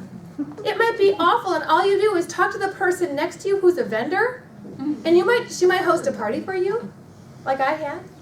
I was at a vendor show, I don't know, a while ago, and 2 months ago maybe, and it was awful. We had 2 people come through the whole night at like 9 o'clock when it was supposed to be over. And so anyway, but I was talking to Sarah, who sells 31 bags, and so she and I were just talking the whole time. Well, that contact turned into a party. Her daughter's in dance. We did this mother-daughter dance makeovers on Friday night.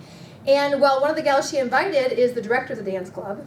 She's in charge of deciding all the makeup for 65 girls. Wow. Hello. That's going to be an IPA, let me tell you. Okay? We're going to make a lot of money. Okay, so, but you don't know where that's going to go. So the square sheet is kind of your activity. I said at the vendor table, great. IPA sheet, where did it go? Did it lead to money in your pocket? That is the goal, right? And so it's just fun, and I can go back through here because this was from the leadership workshop. This was October 2013. I had 42 IPAs. Now I'm like, oh my gosh, I'm pregnant with twins. 42 sounds really hard. I gotta work harder.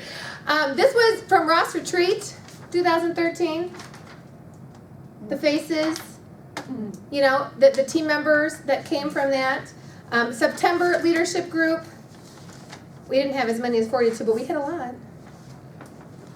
August 2013, July 2013. That was Party with Pam Ross. She had to do so many to end up at a Party with Pam Ross. I did 31. I think you had to have 30. Did one extra. That's good. Do one extra. Okay. And I think it's important to go back and know, where did you spend your month? What does your month look like? And so at the end, at the bottom, and I did all of my activity. If it was a reorder, I put it on here because I made money. It's also a person that you want to put in that layering process. If you have a customer who has reordered from you 3 times, and she has not been to bingo yet, there's a problem. She should be at bingo, because you know that she's ordering product. So I put reorders on my IPAs because, again, it's an income-producing activity. It's leading to orders, because part of your IPAs is your own wholesale orders, right? So hopefully you're selling product if you're buying product. That kind of makes sense. So I put everything in here, and then at the bottom I would total up how many total faces did I have. I also like to track on mine if the face was from a party or from an individual facial. Because again, it's good for you to know, what are you getting good at? Are you making more money at a party, or are you making more money at a facial? Because either, it kind of tells yourself kind of a reflective piece. If I'm doing really, really great at parties, and I know I make more money at parties, but I don't have any parties booked, you better go book some. Or if you're really good at facials, the one-on-one, and the parties aren't so good, well, either you need to work on your skills in the party, or maybe you're just really good one-on-one. Capitalize on that. So it's good to know, how do you make your money? What are you good at? What skills do you need to hone a little bit more? And then, of course, you're tracking your marketing calls, your bingo guests, so that you also know if they're not, you know, if you sell them as a face, but oh, they took the lip gloss. I got a lot of those I got to follow up with. She took the lip gloss. And they haven't called in yet. I need to be following up with them because that column is blank. I don't have a number for her. Okay? So then I know, again, it's kind of like my planner where I know where I need to be spending my time. And again, kind of going along with what Kate said about the best and the good, or the good and the best, is that you have to know where to focus. And I, you know, Deborah said this at one point recently. I don't even know when you said this, but I just been in my brain. Probably because I'm pregnant with twins. Not pregnant with twins. I was gonna say, you said that twice, though. Define. How many people in here think she's doing it again? That's what I was like, wait, I just asked you if you were having twins. No! No. She's just used to saying it. It feels like we're having twins. Just saying. But she said, I don't remember if it was a director meeting or if it was the last leadership meeting or when you said this, Deborah, but it's been in my brain a lot. She said, being a director means juggling 6 balls at one time and knowing which ones to drop. You don't keep juggling all 6 of them. And for me, that's been really freeing. Because if you're going to move up in this business, stuff has to go. And then, again, it's seasonal. I love that Kate said that it's seasonal. I'm like, okay, what season am I in? I'm in a really different season now than when I was doing a lot of these IPA sheets. So part of my activity might change. How I'm getting to those IPAs might change. It might be a lot more facials. Maybe it's just really capitalizing on a lot more, having 6 women at my table who none of them have ever met each other. Because I needed my time to be a lot more efficient. I could run around and do 42 people individually 3 years ago. I can't do that now.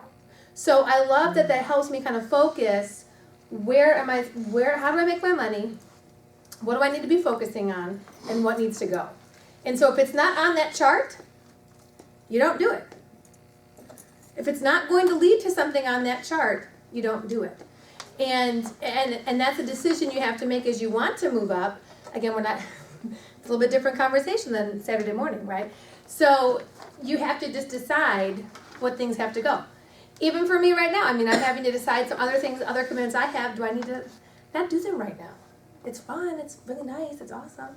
But is it really the best use of my energy or even my brain space? So IPAs, income producing activities. And so one thing I think that's really cool, if you have these, whether they're square sheets, any kind of form it looks like, pull them all out. Because I think for me it was a huge remembrance of, look at all this. Because sometimes in the moment you get really, we have that negative talk. We're like, okay, well, July I saw 2 faces. Let's just be real. Like, Julie, hello. You're not going to make a lot of money on 2 faces. But I put 2 faces on my square sheet because I needed to see it. So then I could come back in August and say, okay, well, we need a lot more than 2. Right? And so you can give yourself grace in those moments of the different seasons, but it's good to have it written down because you want to track. And it's been kind of fun for me this week to go back through and be like, wow, Stacy Noisy, 2010. She's on a sheet of paper. I had no idea where that activity was going to lead. Now she is one of my top sellers in my unit. I had no idea. But we have to be faithful to ask and faithful in those activities because you just don't know where they're going to go. And so I don't know. It's been really fun to be able to go back and look at these. So how many of you have a lot of tracking sheets from the last few months or years, depending on how long you've been in business? Pull them all out, put them in chronological order, put them in a big folder, and look through them because there probably are people in there that would make great consultants. Or there's people who maybe just life happened and you just need to refacial them. They need to get back on the products. They need to get back in front of something. They just need someone to show them some attention. And sometimes people are in your life for a season. We have customers too who, just like if you think about your own buying trends, right? Your own stores you love to go to. You're like, oh yeah, I used to go there all the time, like Maurice's when I was in middle school. Now it's back. I don't know. I didn't even, it was kind of funny. That was a season. And so I have some customers who are great customers for a season. God brought them into my life for a great season to bring me some great sales. And you know what? It's okay that they move on. There's seasons there too. It doesn't mean every single name I'm going to go back and say, well, I need to go hound them or something. But it's just kind of neat to see the progress. Questions about IPAs? About what might go on there or... Do you keep them all together? We have one every month. Are you keeping your November, your October, your December all together so that you're... Yes. Okay. So this has been more like the current 2016 version. So I went, because again, we have a lot of paper. And your binder might work for you. Again, it kind of figures out what's good for you. I just brought this little folder with the little tabby thingies. And I've just been adding in the new month. So I can go back and look back over September. Like the Ross Retreat sheet that we had, squares from August. And I will, before, without the IPA sheet, I would oftentimes just write in the margins or on the back side the faces and the sales. I just turn it into my IPA sheet. I want to know how much money I'm making. You need to start figuring out your averages. If you don't know, that's not a very good business decision. You have to know that about your business. McDonald's knows what the average is going to be at lunchtime. They do. So what's your average? And you only know that by figuring it out because you wrote it down. So go back through your sales tickets, go back through your closing set sheets and kind of figure that out. So I just wrote on these and I just kind of kept them all in here. And like back in the spring, I was doing this, just kind of my own personal little contest, trying to get to, you know, from, I think it was April to June, doing 100 faces. So I was just tracking my 100 faces. And on the 2 pieces of paper, I wrote 1 through 100, because I didn't want to see that blank number. I didn't write the number in as I saw the person, I wrote the number ahead of time. Because then I'm like, ooh, I got a lot more blanks to fill in. Okay. So it's just that mental reminder. So again, it could be the same thing. So if your goal right now is 30 faces, what I would do with the highlighter is I would go down the side and I would highlight all 30 numbers. Your goals, you know, from the November sheet at the very beginning of the night, that November goals sheet on the bottom, on your IPA sheet, I write down what is your goal. Want to make $1,000? Out of those 30 faces, do you want 3 new team members? What's going to be your wholesale goal? Again, it should be a goal. It shouldn't just be, well, it depends on whatever I order is going to be dependent on whatever I sell. Well, no, it's double credit month. What's your goal? Again, think out, you know, what are you going to need in terms of product for the next few months or whatever. So, again, it's just about planning it out. And so this is kind of more of your results sheet. Okay? Questions? Can I just add a comment? There was, Yeah. at one point, there was a version of this where we would track skincare, how many sets we sold. And so I would do that. I don't see it on here now, but whenever I would write, I'd see I love this, love this. And I have saved mine. And I pull them out and I look at them and look at when they were really big months. And when I'd write the name down and in the purchased retail sales, I'd write what their sale amount was. And if they bought a basic set or a miracle set or anything, I just put a little star in there. And that kind of helped me too, looking back, going back and looking at the end of the month to say, wow, I really sold a lot of skincare. These are definitely going to be like 8 weeks. I'm going to be calling them to make sure I can get a reorder and they're going to be needing something. And then months where maybe I didn't have as many stars, it was like, oh, what was I doing that month? What do I need to maybe tweak up a little bit because I didn't seem to sell as much skincare, you know, bread and butter, right? I mean, so just a thought. Absolutely. Cool. Any other questions about the IPA sheet? Don't get hung up on all the paper. I mean, your square sheet, you could really fill in on like the last day of the month. Okay. Fill in your IPA sheet, and then you're going to know what goes on the square sheet. Don't get hung up with that. Right. Thank you, Julie. Okay, you know who created this? No. Me. Woo! I created this when we first started the leadership team, the leadership group, and it has changed depending on what our goals are, what our focus is. And right now, our focus is what? Building teams, right? And our focus is sales, and our focus is skincare, and our focus is, it's all of it. Advanced professional Mary Kay consultants. We throw those 10 balls up in the air, and we figure out which 6 we're going to catch and which 4 we're going to drop. Every single day, every single day. Okay, so the reason why this is catered a little bit differently is because we are starting an IPA relay race. So get excited. Okay, so pass that out, Rhonda. We're working on our enthusiasm, right? We're working on enthusiasm. Because now, everybody always gets nervous. We've run some relay races before. We haven't run one in the leadership team for about a year. It's been a year since we've done this. So you should feel a little nervous. You should feel a little challenged. You should feel, oh my gosh, it's Thanksgiving. Yeah, well, okay, it's Thanksgiving, but are you still going to your other job? Are you still bathing your children at night? No. Are you still... I've chosen the best. No. Time. You know, that was one of the balls that went That's the ball that flat right there. Okay, if you're still running through your other priorities, you're still cooking dinner for your man, you're still taking your mom out for lunch on Saturday, you're still going to your job, you're still going to your classes for college, you're still doing those priorities, you need to keep doing this priority. Just like the other priorities. Like, you know, it needs to come in and melt out of your other important dates. Like Thanksgiving, ladies, is one day. I don't do Thanksgiving anymore because I was doing Thanksgiving for 42 people on Thanksgiving Day, and I was doing Christmas dinner for 48. I decided last year I was never gonna do Thanksgiving dinner again. I've done my share, but I do Christmas dinner.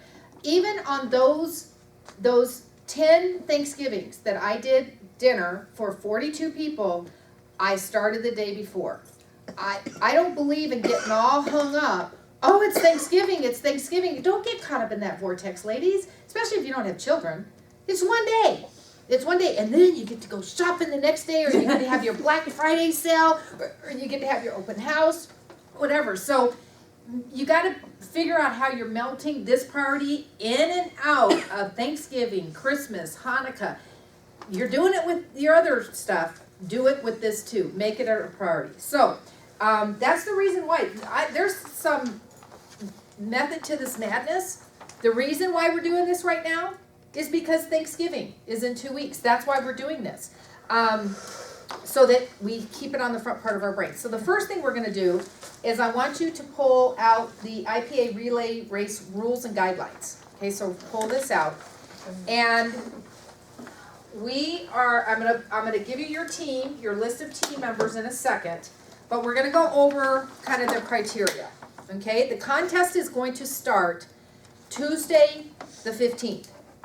We're not starting. Bingo night, just so we know. Bingo night, the method to my madness. If you have guests at bingo, that counts as a tag. It's all about tagging. It's all about tagging. So everybody's gonna have, well, let's go ahead and pass this out too, Rhonda, since you're the official passer-outer. Yay, Rhonda. Yay, Rhonda. She does it with such grace. Okay, so here's the second little part to this. These are your teams. Who's going to be on it's a relay race between 6 teams.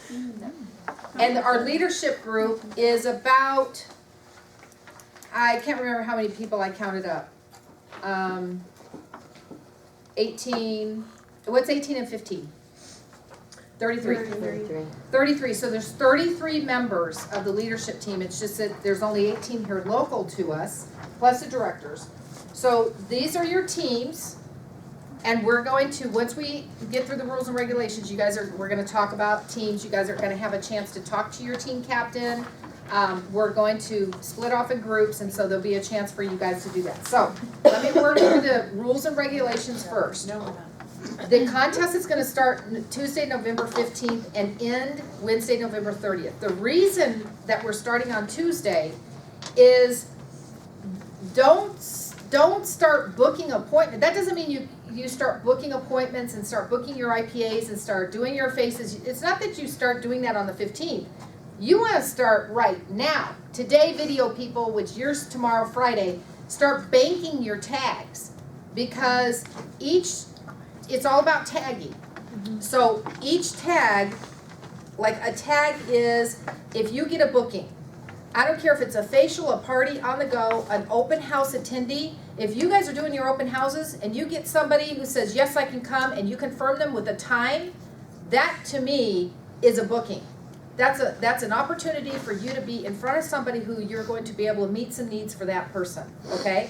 So you're meeting somebody face to face, you have an appointment, you have a time, you're in agreement, that's a booking, that's a tag.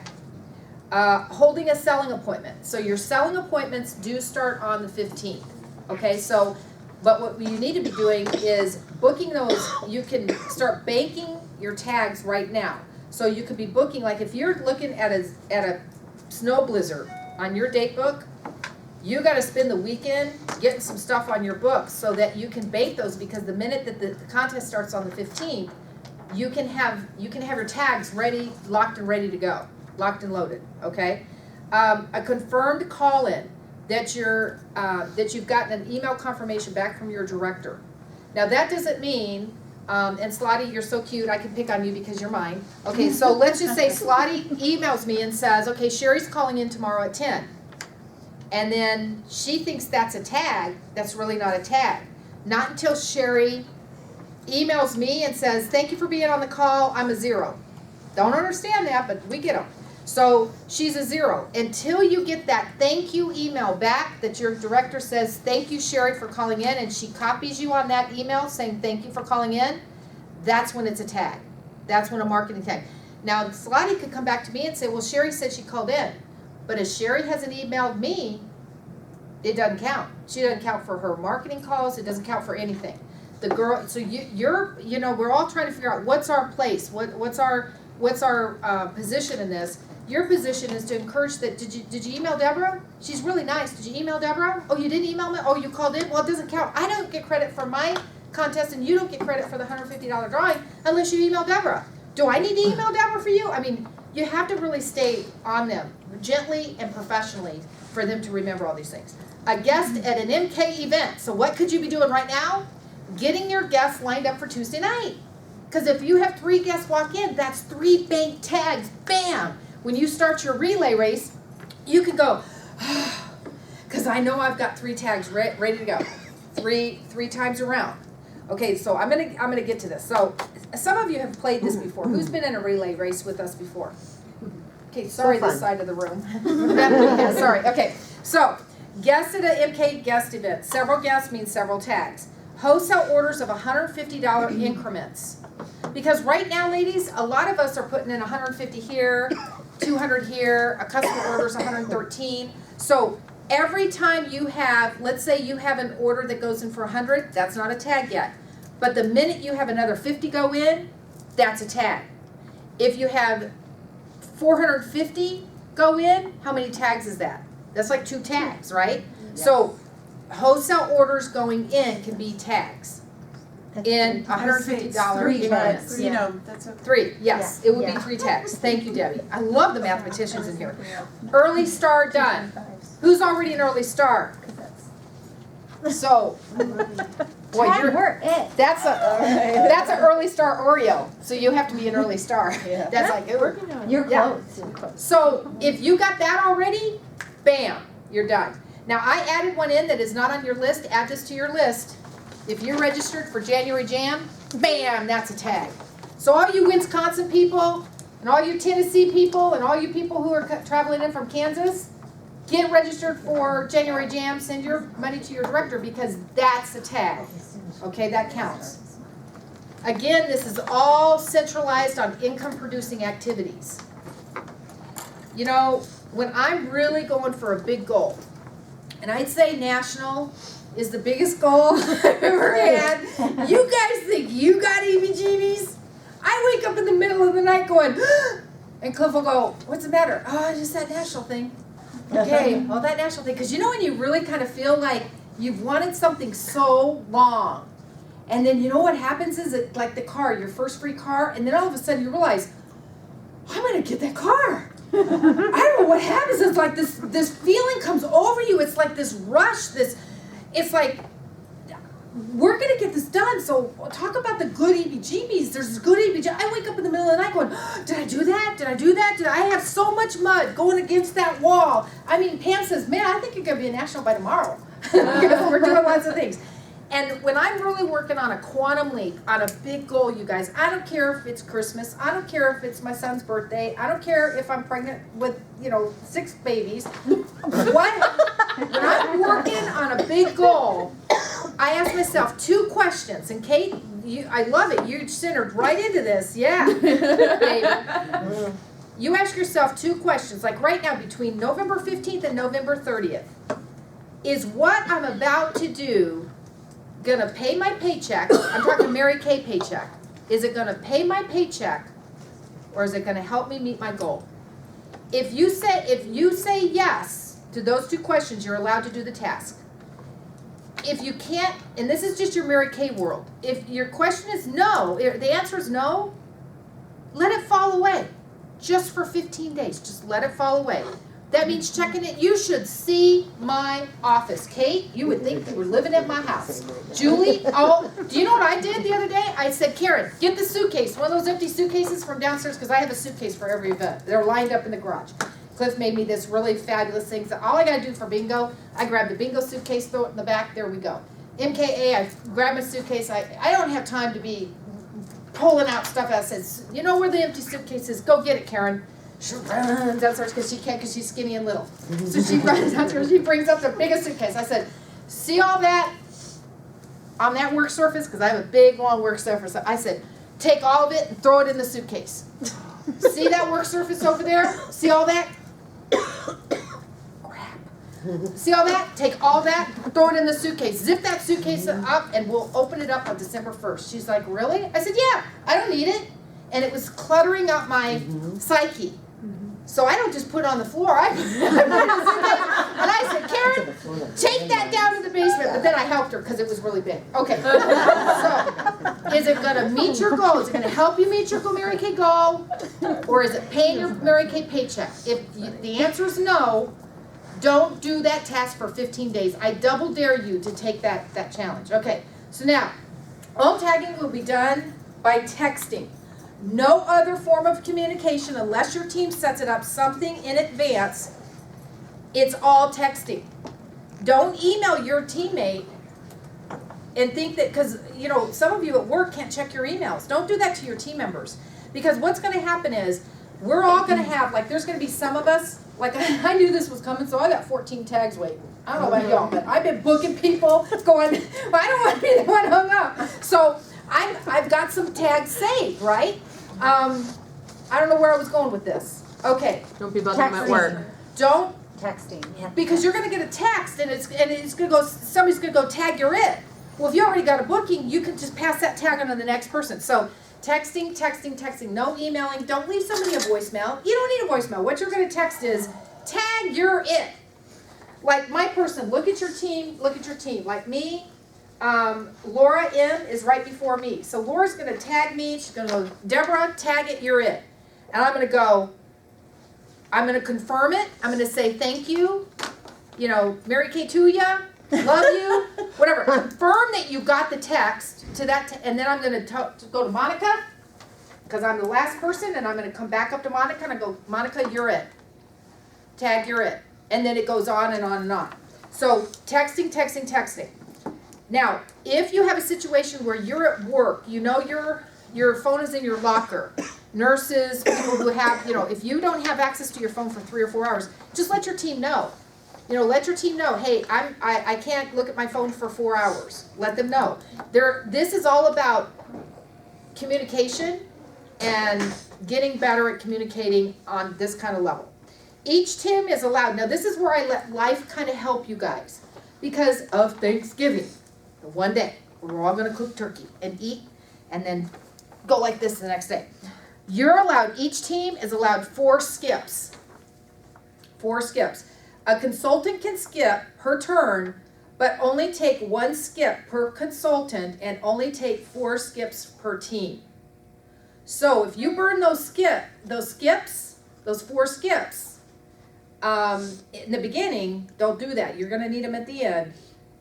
She tags skipped on her team, and she notifies the team captain, because the team captain has to keep track of the 4 skips, and that she's taken one of the 4 allowed. It actually was only 3 before, but I changed it to 4, and I didn't change that 3, so it's 4 skips, but only 4 skips per team, and only 1 skip per consultant. You're allowed 4 trades, meaning a consultant without an IPA. Let's just say Slotty is burning it up, man. She's had 8 tags. We've gone around 8 rounds. Comes to Slotty's turn, and Slotty doesn't have nothing, man. She's just empty. She's like, I've been seeing people. I got 5 recruits. I don't got nothing right now. She could actually text me and say, Deborah, do you have an extra IPA? Because remember, I have 14 waiting. I'd say, yes, take one of my tags. Take one of mine.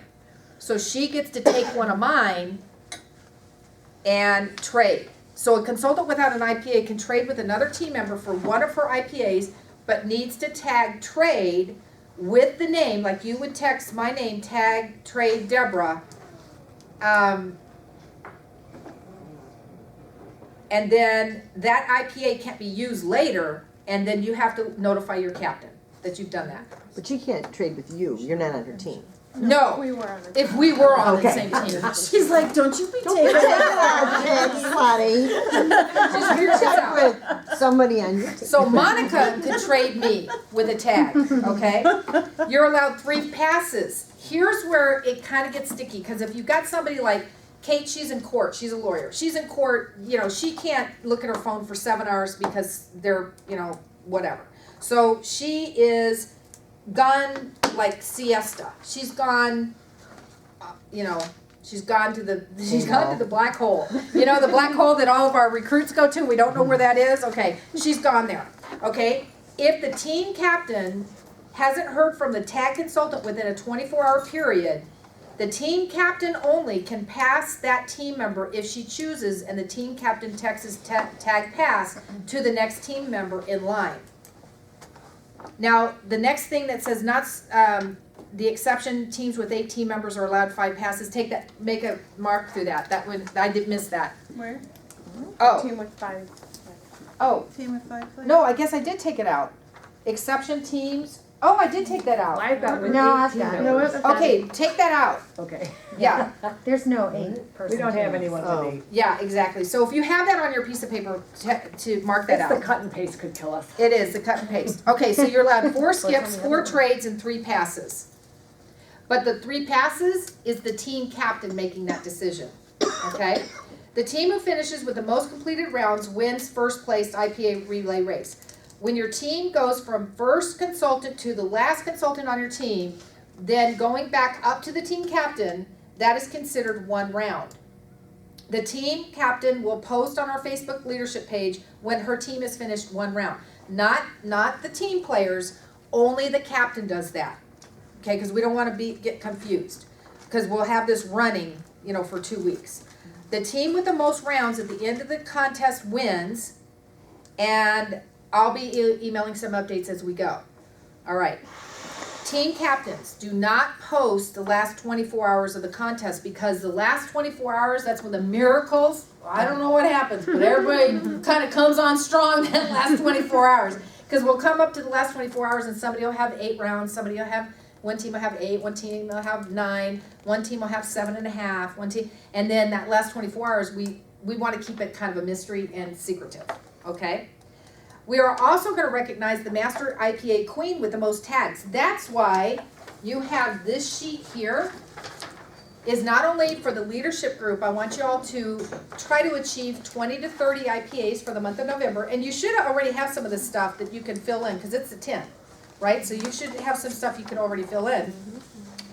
But the Queen IPA consultant who has the most IPAs, and this person probably could surprise you, is going to be crowned Master IPA Queen, Wow. Master Tag Queen.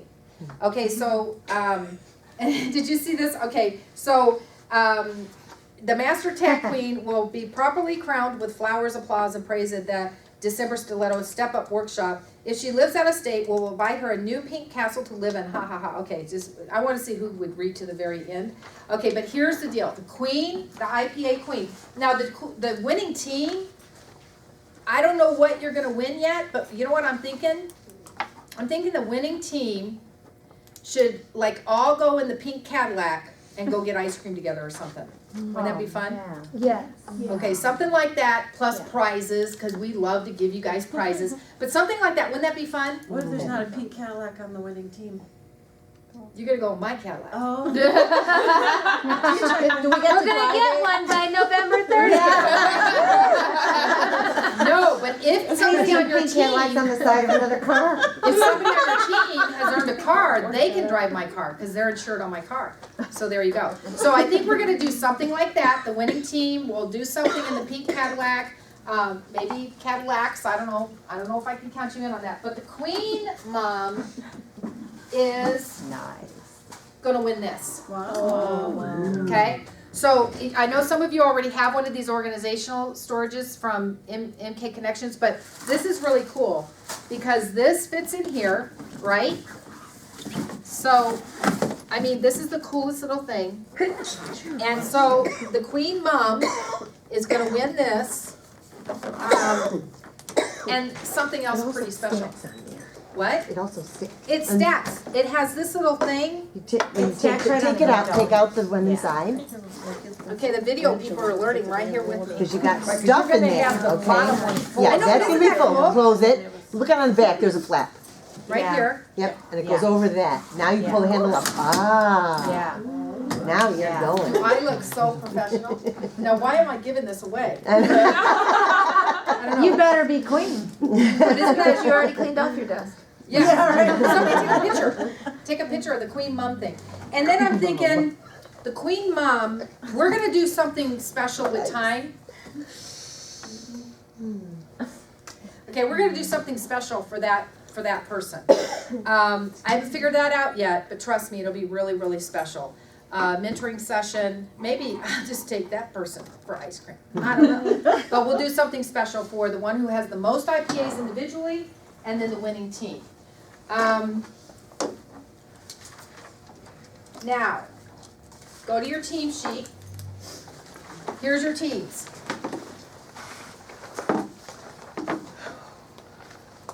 Now here's the Scooby. Michelle's at new director's training right now, and did y'all hear of her class? She's number one, was the #1 director of her graduating class. You guys, It's huge. I was in like top 10, and I got to sit in the front row on a pink pillow. I was not #1. That is a huge accolade, just a huge accolade. They're treating her like a princess right now, which is really cool. So she's not here. And Ramika is down south taking care of her daddy tomorrow morning with a doctor's appointment, you know, doing the daughter-daddy thing. And then she's got glamour classes that she's got booked in Peoria. So you'll notice that a couple of team captains are not here, but that's okay, because the person who's at the, we're calling the in-person the anchor person is going to help tonight, which is kind of organizing the team and talking to the team a little bit. So Team Julie has 6 players, and her team consists of, raise your hand, Shelly, Slotty, Brenda J, who's in class tonight. She's working on her, I think she's working on her master's. Brenda J, Cindy T from Tennessee, Cindy Taylor, and Kelly. Kelly's anchor. Okay, Team Michelle is Bethany, Irene, who's not here, she's in class also. Shell, who's not here either, she'll have to watch the video tomorrow. Maria, and Kate Z is the anchor. Okay? All right, so Kate, you're going to kind of help the ladies that are here exchange phone numbers, that kind of thing, because Michelle's not here. Team Paula, who's not here, her team members are Linda, Nicole M, who's from Okina, is not here. Wendy, who's from Okina, not here. Kirsten, who's on a conference call with her other job right now, and Lisa's the anchor. Okay? Team Rhonda is the Wisconsin group. So you're taking care of Amber K, Becky Hurst, Katie, and Andrea is your anchor. And this is all going to make sense tomorrow because I gave you all their information. Team Ramika, 5 players, KL, and then Debbie, and Candace. Kimmy's the anchor. All right, so you're going to kind of help us tonight with this. And Team Monica, woohoo! She's got all the out-of-state people too. You've got Amber B in Maine, Megan in Maine, Laura M in Kansas, and me, I'm the anchor. Yeah. Okay, so now here's the other thing. Okay, each team, we talked about 4 skips, 4 trades, 3 passes. Teams, do not change your lineup. You can't change your lineup. There's a lot of thought process that goes into this, because we have to have communication. When things go dark and things kind of go in the hole, there has to be the person on top and the person on the bottom who's communicating, okay, where can we help this person? Can we give them a trade? Can we give them a skip? Because we don't want anybody, we want this to be exhilarating. We want this to be fun. We want this to be exciting. We want to be helping each other. What can we do to help? So don't change your lineup. And team captains, you're not allowed to change the lineup. Teams with 5 players, you must select one team member that has to have 2 tags per round, because to complete the round, because this keeps it fair for the teams who have to complete 6 tags in 1 round. Select your player that will be your super tagger with 2 tags per round. I'm it for my team. I've already decided that I'm going to do, but you guys need to talk about, for Team Ramika, there has to be a super duper tagger that's willing to do double work. And then Team Rhonda, I'm thinking that's probably you. Okay. Working machine. Okay, so now, and you all know that you're filling this out. I hope you all have already started on this. Make sure you put your name, your director's name, because you're going to be turning this in to me and a copy to your director on the 3rd. of December. No, actually, I think we're gonna need this on the 2nd because next leadership workshop is when, did we say Monday night, December? Fifth. Is it 4th or 5th? 5th? Is Monday's it 5th? Okay, put this down. Next leadership workshop is December 5th, Monday night, right here, 6:30. Okay? And that's where we're gonna be doing all the congratulations, all the prizes, all the fun. It's gonna be happening at that meeting. All right, so now, questions. 7 o'clock you said, right? No, 6:30. 6:30. 6:30. At 6:30, there's a little bit of a grace period between 6:30 and 6:45, but we're starting at 6:45, whether you're here or not. Yes, ma'am? Okay, if you're not gonna be here for a whole week during the relay, and you have no phone, She could be out of the country. I said I didn't want her on the team. You're so funny. She's not on your team. She's That's on why my team. I know. I said that before we found out whose team she was on. I said I want you on my team. Which week is it? That Thanksgiving the week? 15th through the 21st. Okay, do you have some tags? Yeah. Do you already have, okay, this is what I would do for that. You book yourself crazy, get your order in, get people on the marketing call, because I know I've been watching you. You've got a lot of activity that you've been doing the last 4 or 5 days. Get all that on a piece of paper and give it to your team captain. Okay. And she will play that game for you while you're gone. Okay. But if I were you, you probably need at least 7 or 8 tags. Okay. At least, knowing that team. Okay? And usually we only go a week, we're going 2 weeks because of Thanksgiving. So let's do that. Now, and if you have extenuating and circumstances, how do you say that? Yes, one of those. If you have one of those, talk to your team captain. Okay, because we want this to be exciting and fun. I do want it to stretch you and grow you. This is an exercise, you guys, to get you outside your comfort zone. Totally outside your comfort zone. How many times have you the quiet ones who kind of like, you smile a lot, you're really nice and fun and everything, but how many times have you just walked into MKA, you kind of talk to that one girlfriend, you sit down, you take your notes, you get your training, you get your cup of coffee, and you kind of walk out. Okay, this is gonna help you with your communication skills, it's gonna help you to be on a team, all that. It's to really help stretch and grow you into leaders, and this is what? The leadership group. This is an MKA, this is the leadership group. Any questions about the IPAs or about the relay race? Deborah? Yes, You had Maria. said if we signed up for the January program in Jam. January, that counts as a tag as of right now? Put it down right now. Yes. Go Maria! Yes, it's not on here, but there is, under purchased retail sales, that's not really a tag, that doesn't count as a tag. Maybe what you could do is put it there as one and then carry it down. Put it in that column. Reorders, do they count as a tag? Nope, reorders do not count. They might on the next one. If we do another one, they might on the next one, but not this one. Because the kind of like that fluffy area, what I did was anybody who's committed to coming to your open house and you have it booked for a time. Like who just told me that? You have like 10 people So tomorrow and confirmed. Saturday, I've got 10 booked, and then like 7 who I don't know which time yet they're coming, but they're coming. I hate to tell you this. I know. Those don't count. I know. But it doesn't matter. It doesn't matter.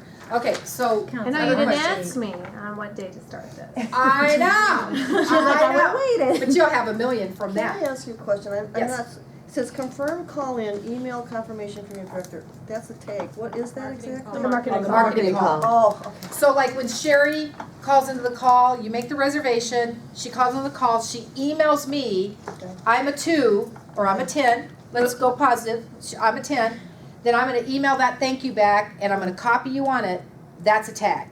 Not until you get that email, it's not a tag. Does it count like if I was to get on there tomorrow, or it doesn't count until the 15th through the 30th? How do?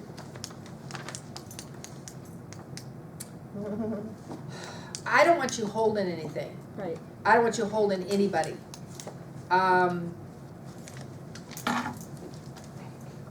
So if you can get people this weekend to do a facial, would that be considered part of this or not?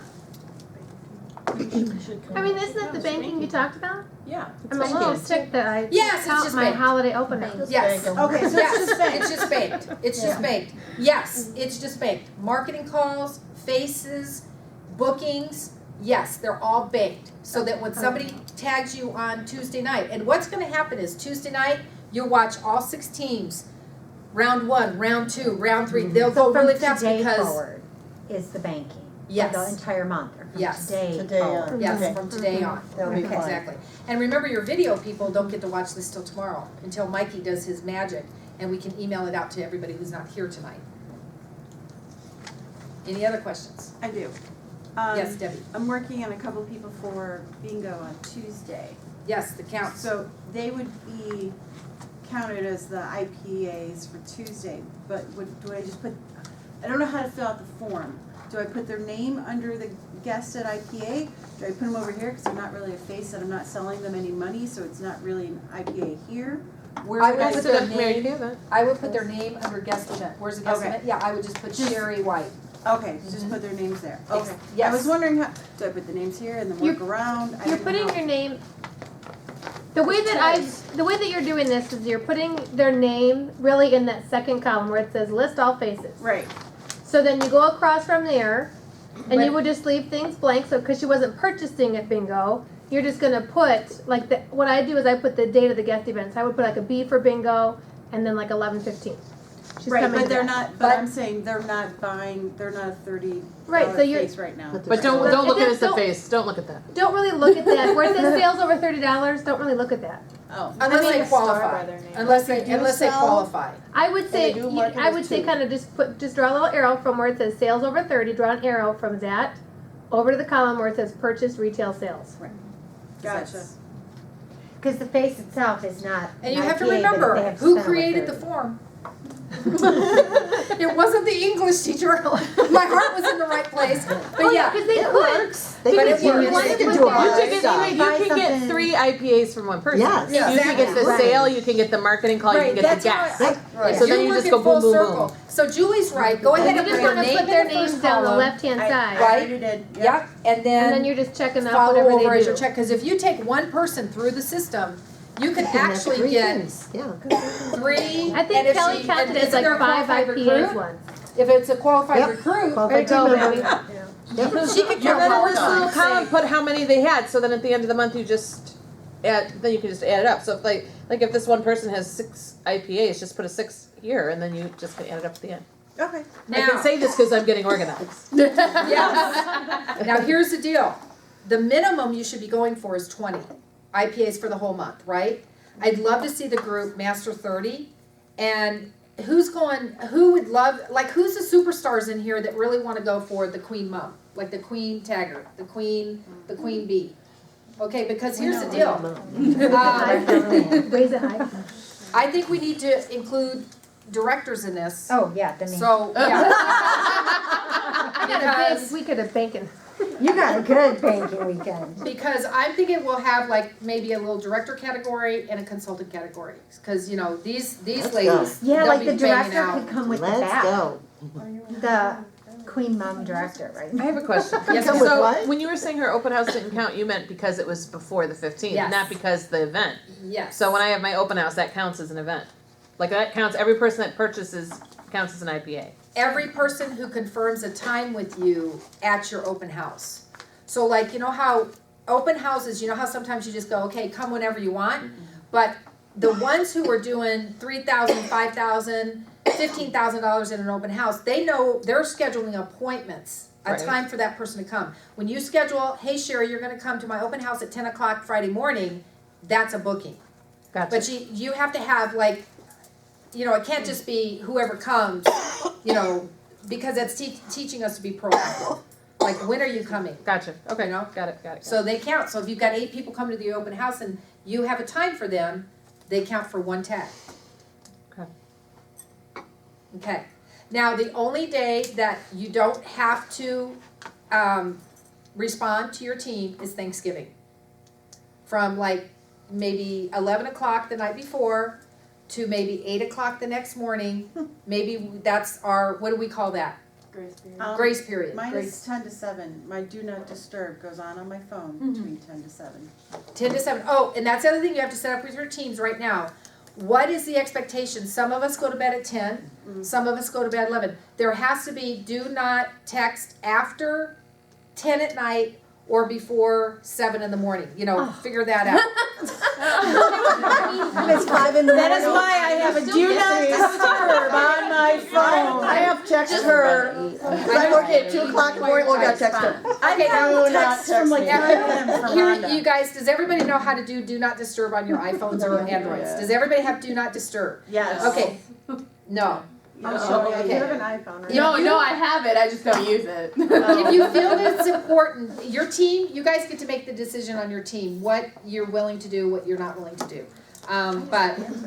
Okay, so you kind of set up those guidelines. I think before we said not after 11 p.m.